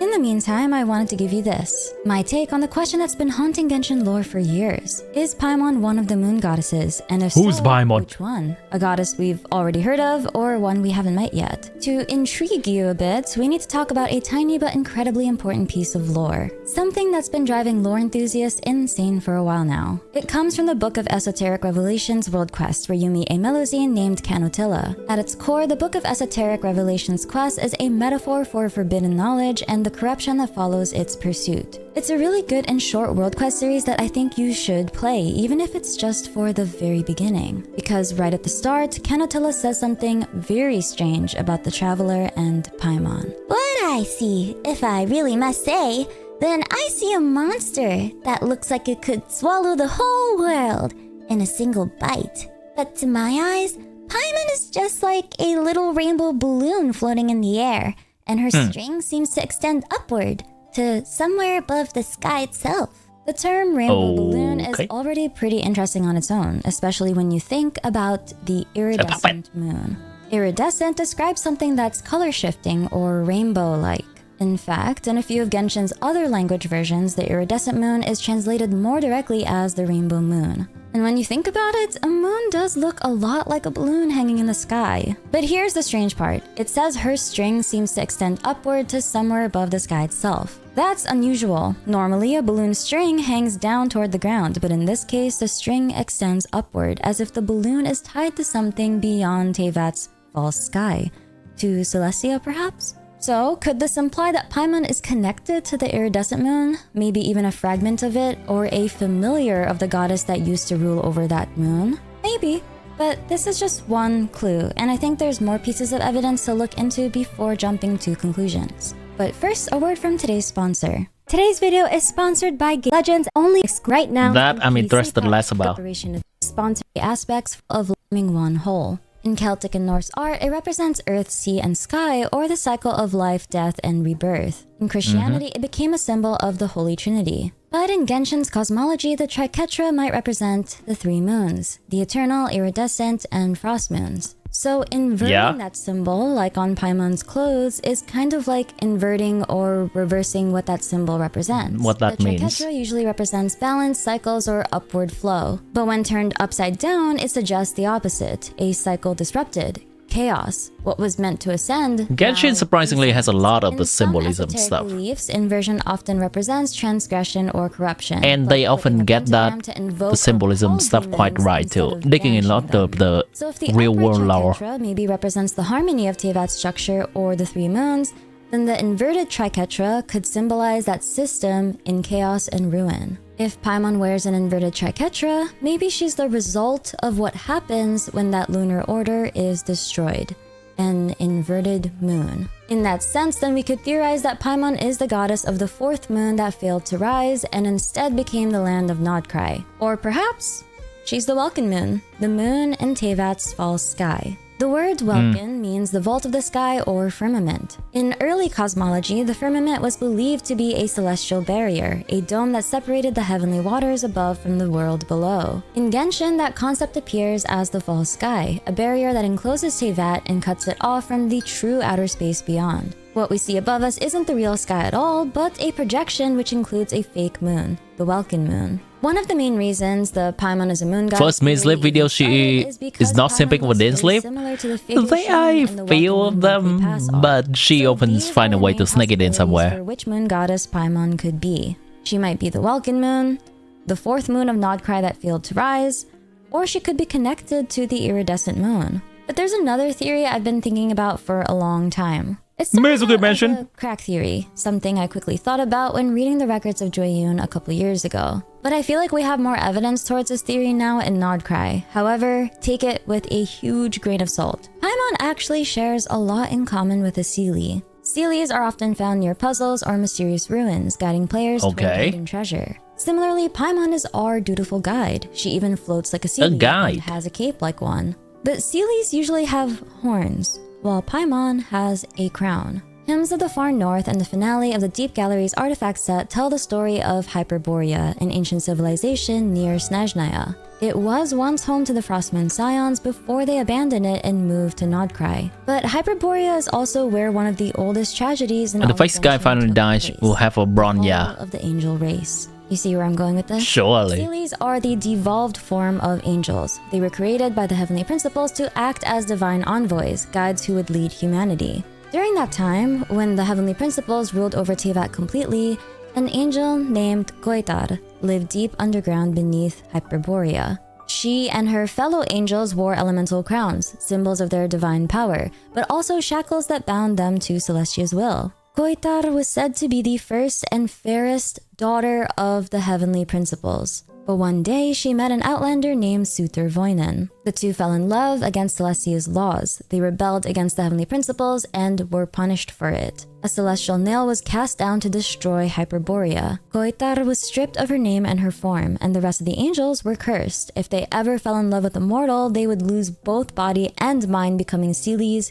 doomed to drift forever. Now here's where it gets interesting. Koitar was the first daughter of the heavenly principles, and Paimon in demonology was the most loyal servant of Lucifer. So the theory is Paimon in her true goddess form might actually be Koitar, the fallen angel. But there's a counterpoint against this theory worth considering. When Koitar felt true love and freedom for the first time, her crown broke. So would she really still wear one now?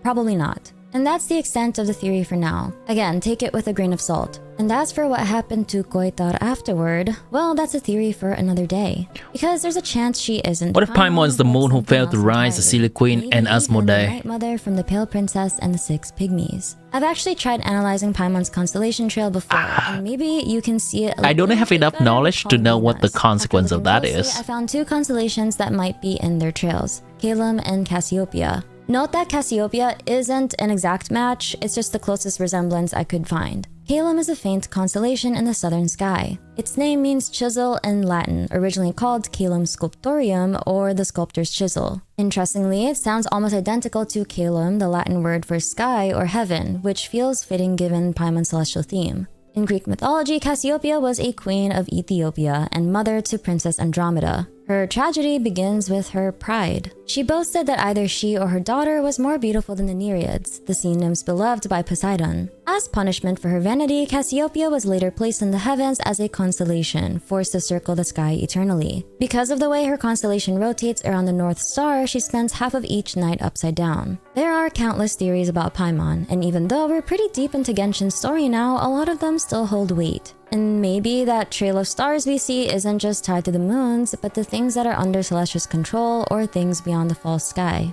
But at the end of the day, who knows? Some of this might be real, and some of it might just be clever red herrings. If you enjoyed this video, please leave a like and subscribe, and I'll see you. Yeah, I think I'll repeat it one more time. I think Genshin lore writing and the stuff that they put in the game is extremely well thought through, to the point of people can just look at a few things that is symbolism in the game, compare that to real life, and reverse engineer how everything is connected. If it's for any other game, I would just dismiss that as people are looking too much into it, and it's just a coincidence. But for Genshin, I hesitate to say that. I hesitate to dismiss people's argument based on how things look. Because the Genshin dev actually takes a lot of time and care to research about stuff in the real world when they try to put some kind of symbolism into the game. Only more story to be released will be able to tell us whether those theories are correct or not. It's a nice brain teaser for me whenever I see some lore video like this, and they're comparing to stuff online. Is that Colomina's feet? Card. Hoyover's writing is absolute cinema. I would say that Hoyover's lore writing is great, but Hoyover's storytelling is hit or miss. So what's the difference between the two? Lore is the settings of the world and how everything's connected together, and storytelling is how a quest is spanned out, how we experience a quest. How the cutscenes come together. Lately, the cutscenes and the quests have been quite up there, but there are times that the story has been just a little bit lackluster. Natlan Act 5 is one of the more recent examples that I can think of, where there's a lot of lore involved in that. There's a lot of Capitano, there's a lot of the Shade of Death, everything, the ramification of the Natlan War, ley lines, all the Night Kingdom stuff, but the story they tell is a little bit meh as a conclusion for all the act in Natlan Archon Quest. That's what I meant. Show you my feet.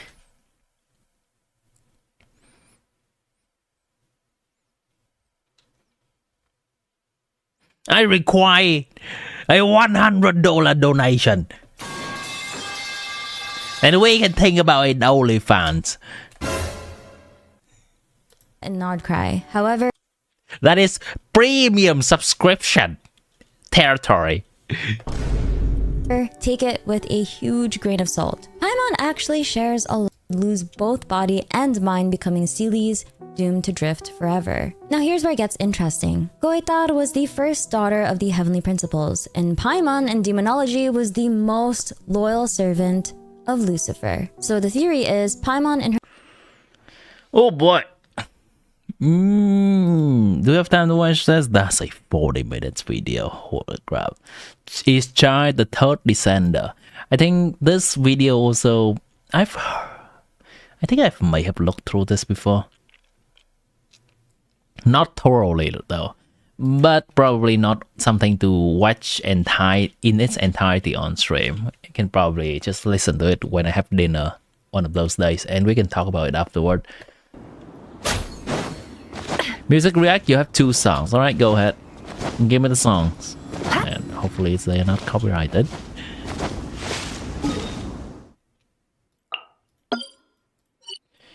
Jury just staring at me day by day now. We don't have time. We haven't found time for that for her. By Sophia Kemper. Mr. World Rise to Auralas? Smith a Wanderer song and a Venti song. Wrapped on your wrist and bow and arrow. Wrap on your wrist. Sophia Kemper. Oh, not a very popular one. 9 months ago. There's a lock on my neck, chains on my hands, the key wrapped on your wrist while I go with gravity to the dirt and grass. I'm stuck wandering the fairy world. I desperately— Oh, I have to listen to the music, to the lyrics. Since the day I was warmly welcomed to this earth.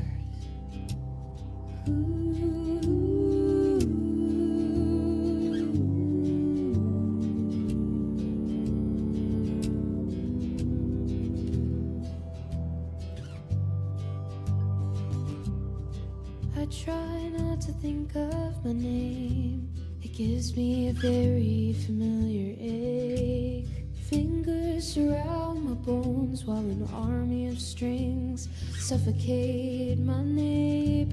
If I've got no control on stage, if you're the one running this puppet show, if I awake with no escape, might as well go with the plague.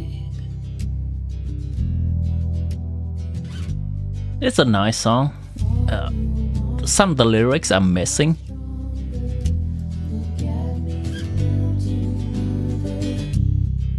Every step that I take reminds me why I never pray. I close my eyes and see your face. That taunting image won't go away. If gods like you value strength, measure the embers in my chest. That fire now I can't contain.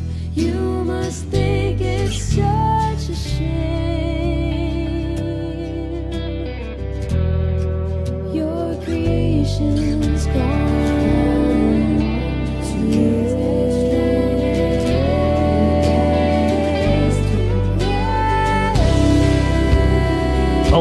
There's a little bit of rock element to it.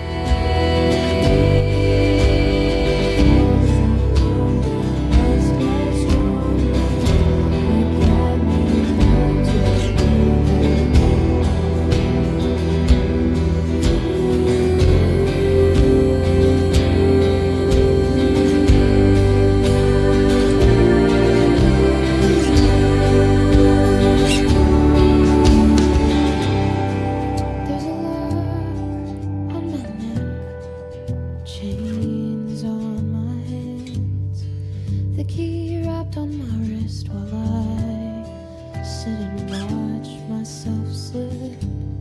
You're not from this place, somewhere else your stars align and shape.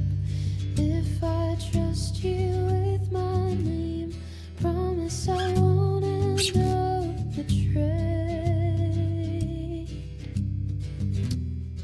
I can hear the resemblance in the lyrics to Wanderer's story.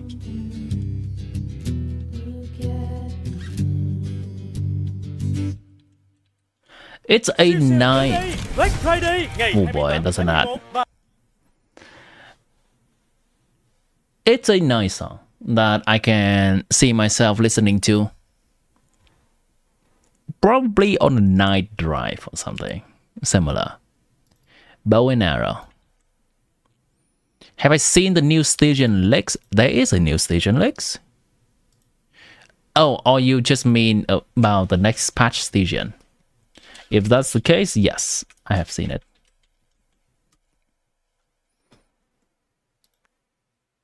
Wait.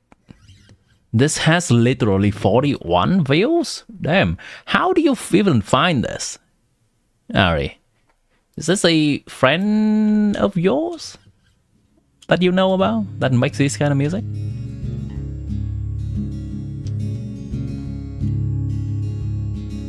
These some gems. Found on TikTok. Glowing guardians floating in the sky, a faint shade of green, keying up my side. Silver stones haunting me, saying I'm alone. But I know I had a friend not too long ago.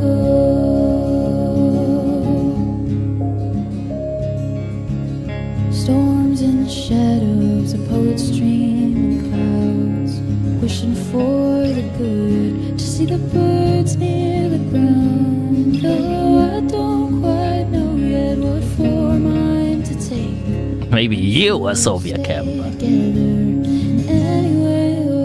An author identity, a stage name, artist name.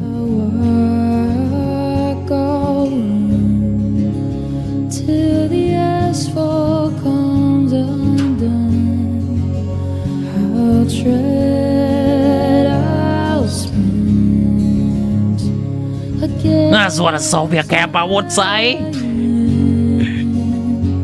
I'll climb, I'll sail, I'll tell your tale, wipe off the dust, keep you living on.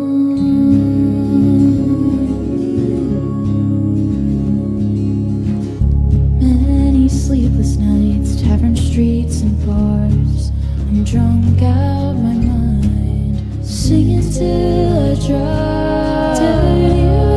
These songs, I'm gonna say it from a technical perspective, they are decently produced. I'd walk right out the door. As in,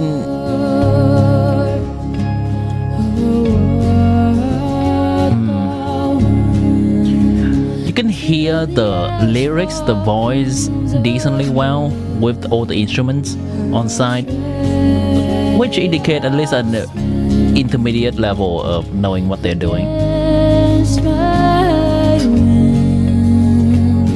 I'll climb, I'll sail, I'll tell your tale, to keep this body close. Regarding the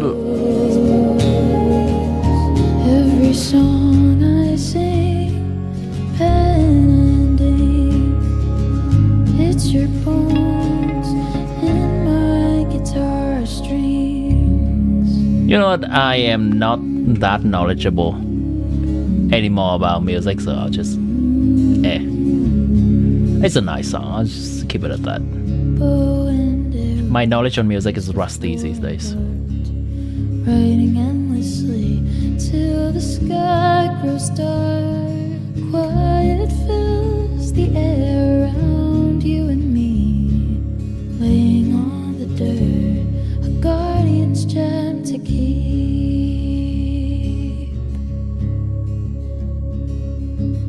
I meet your eyes, the life in them is gone. The arrow pierced your heart. If you say this is some kind of project for school, it's somewhat believable for me. The life ahead of me. It can, this type of song can definitely be a styled acoustic-ish. Well, it could also be made simply due to the lack of resource or time. It's at least somewhat fairly simple in terms of production. It's mostly just a guitar, and there are some additional sounds that is...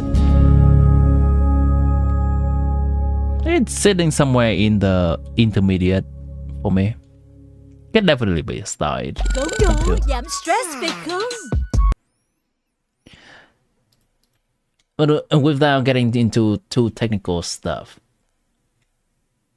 I would envision myself listening to this when I'm just looking for a chill playlist. It's definitely one of the nice songs.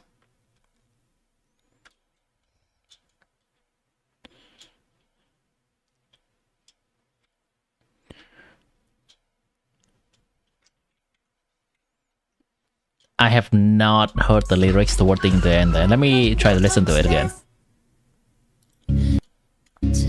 For the next region, which boss is best for Nefer? Oh boy, I'm dying. The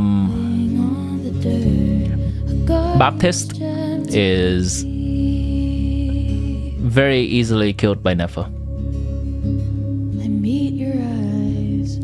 Why is the other boss? Nefer may struggle a little bit more. Your blood's been drawn. I've come to terms with the Let me finish listening to the end of the song, then I'll show you the mechanics behind it. for eternity.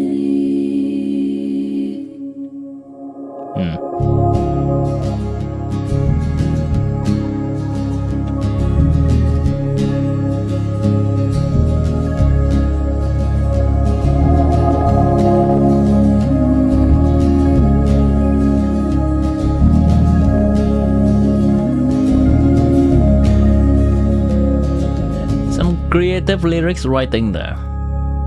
I respect it.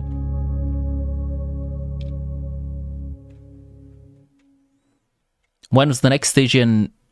Next Abyss reset again. Abyss is resetting every 16th of the month.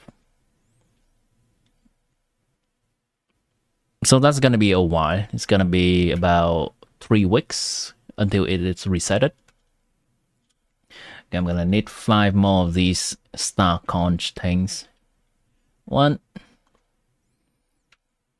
Should be one over there. Somewhere else too. 2. This place is a little bit hard to find. Oh, there we go. We got 5. 3, 4. 5. Alright, let's move on. Where's the slashy fish? Or slash that? Not sure what that for. Okay, let's look at the next station.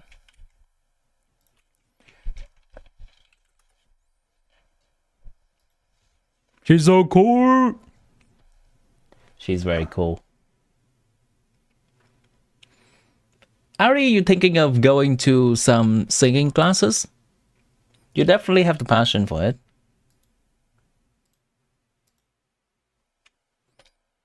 Let's put some chill music in the background for now. Should it keep raining?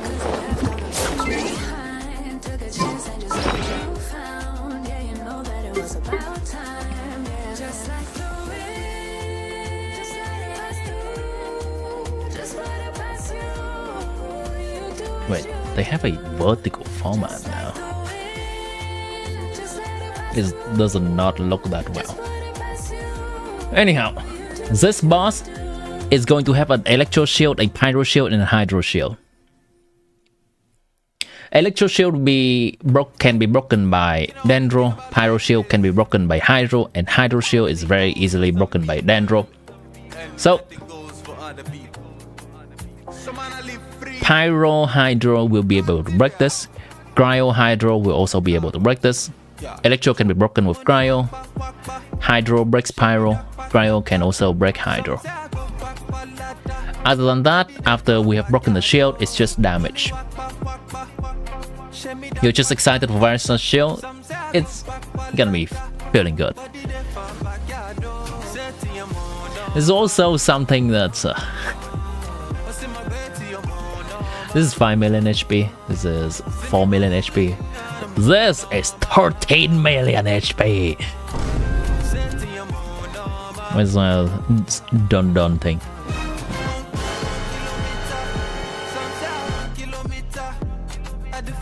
Ooh. Ooh. A gaming shell? You can do gaming shell too. Gaming will have a slightly harder time due to starting with 0 energy in Station.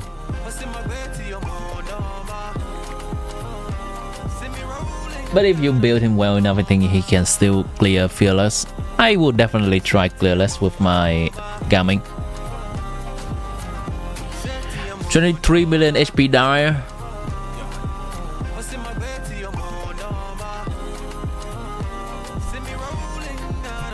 I mean, it looks funny. The way that the HP are so much different for these enemy is because this enemy has a stall phase of the shield. This enemy also has a stall phase of the shield. So the HP will have to be lower to compensate. And also this enemy has a buff for plunging. So plunging character will be having a better time at reaching these numbers. When a character reaches a certain height from below, attack plus 600%. 600%. A bayonet burst is about 100% attack.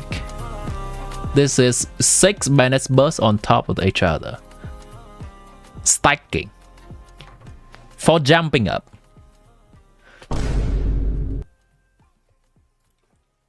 There's gonna be a few characters that can just jump up and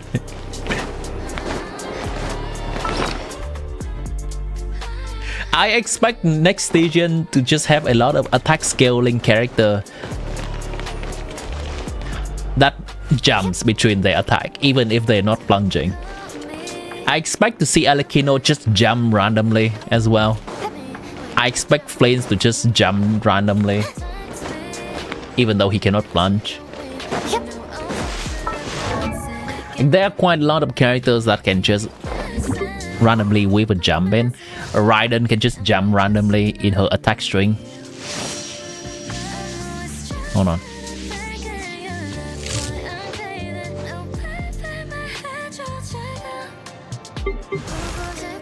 Pretty much all the characters that do normal attack, Skull can definitely just jump up just to get that 600% attack and then do a few normal attack. Yeah. Mahuika is a little bit harder because she has to wait a little bit for her charge attack to connect, and that may be not enough time for the buff.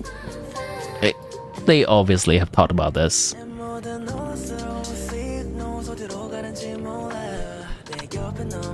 The buff is only for 1.5 seconds from the moment the character jumps up. So maybe jump, plunge, that's probably 1 second already. Jump, land, and charge attack. Maybe only the first instant of charge attack will hit for Mahuika. Characters that can snapshot, jump, fall, snapshot.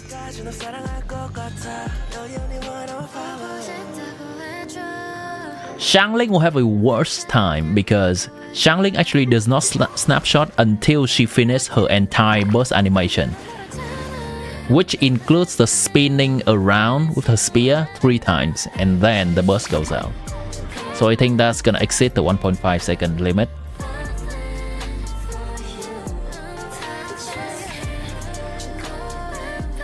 What's that, Aoi? Real question, can your Noel do it? Noel can benefit from it, yeah. But here's another problem.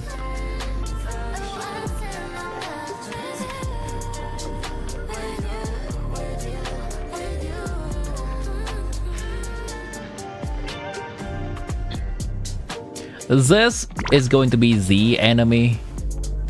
Where is it? Where's the automaton? There's so many automatons. Here. And it has 70% geo resistance. Only. Nothing else. So, geo characters are not great here.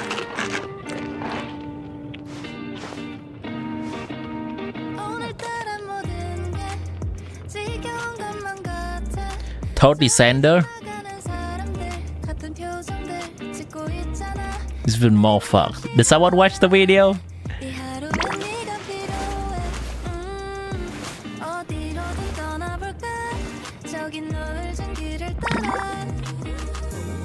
Alright, let's go back to the station thing.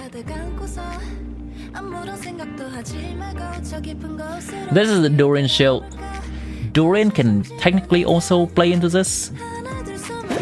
Durin carry playstyle that just jumps up and plunge, because all of his damage is just coming from his burst turret anyway. So just jump beyond field, do a few plunge here and there.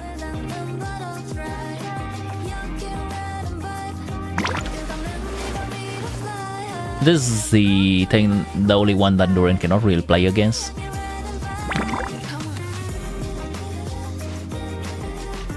Mahuika will also be able to clear this enemy quite easily with the pyro shield because there's a cryo shield. I don't think Mahuika will have an easy time with this guy.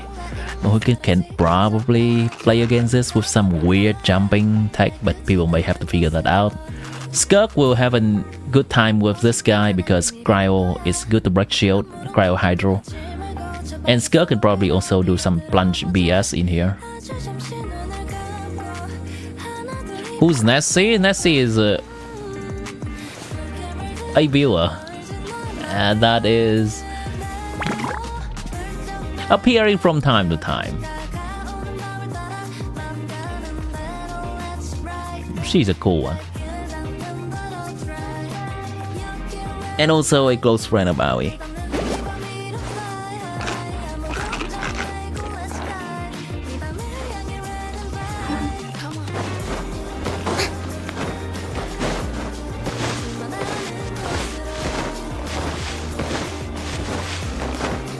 She also has a chicken farm.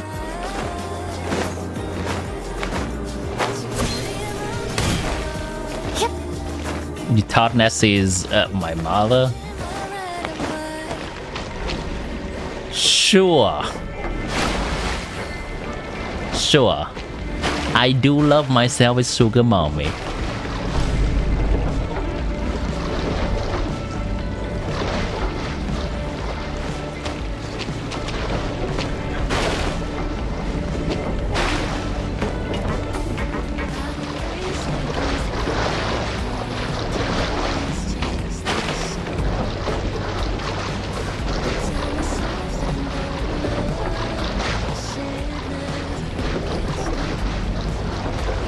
Me trying not to climb. This is absolutely reasonless behavior.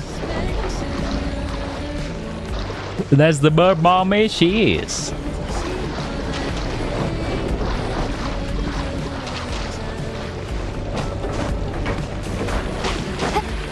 She has a chicken farm. Chicken farm.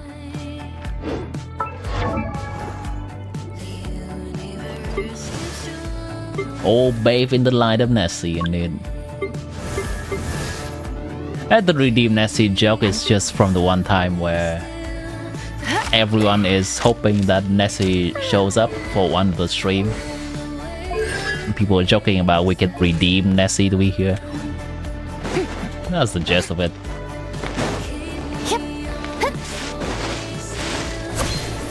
Nessieism! Nessieism, indeed. The Nessie religion. Stand with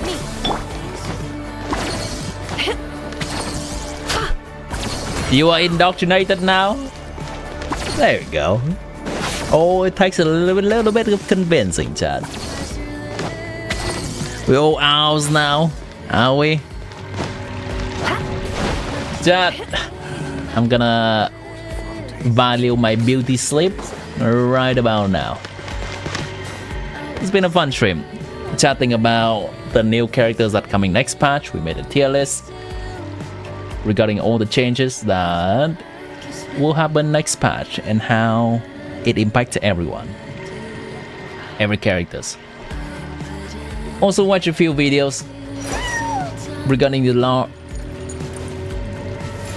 Hope you guys have been enjoying yourself in the stream today. And with that, here's the ending screen, as Nefa will be greeting us off today. Hope you have an amazing rest of your day, and I'll see you again tomorrow with more of last minute Stygian Onslaught helping. If no one is signing up for the help, we can always just go back to watching lore videos then. Until then, music. Appreciate your chat. Always appreciate ya.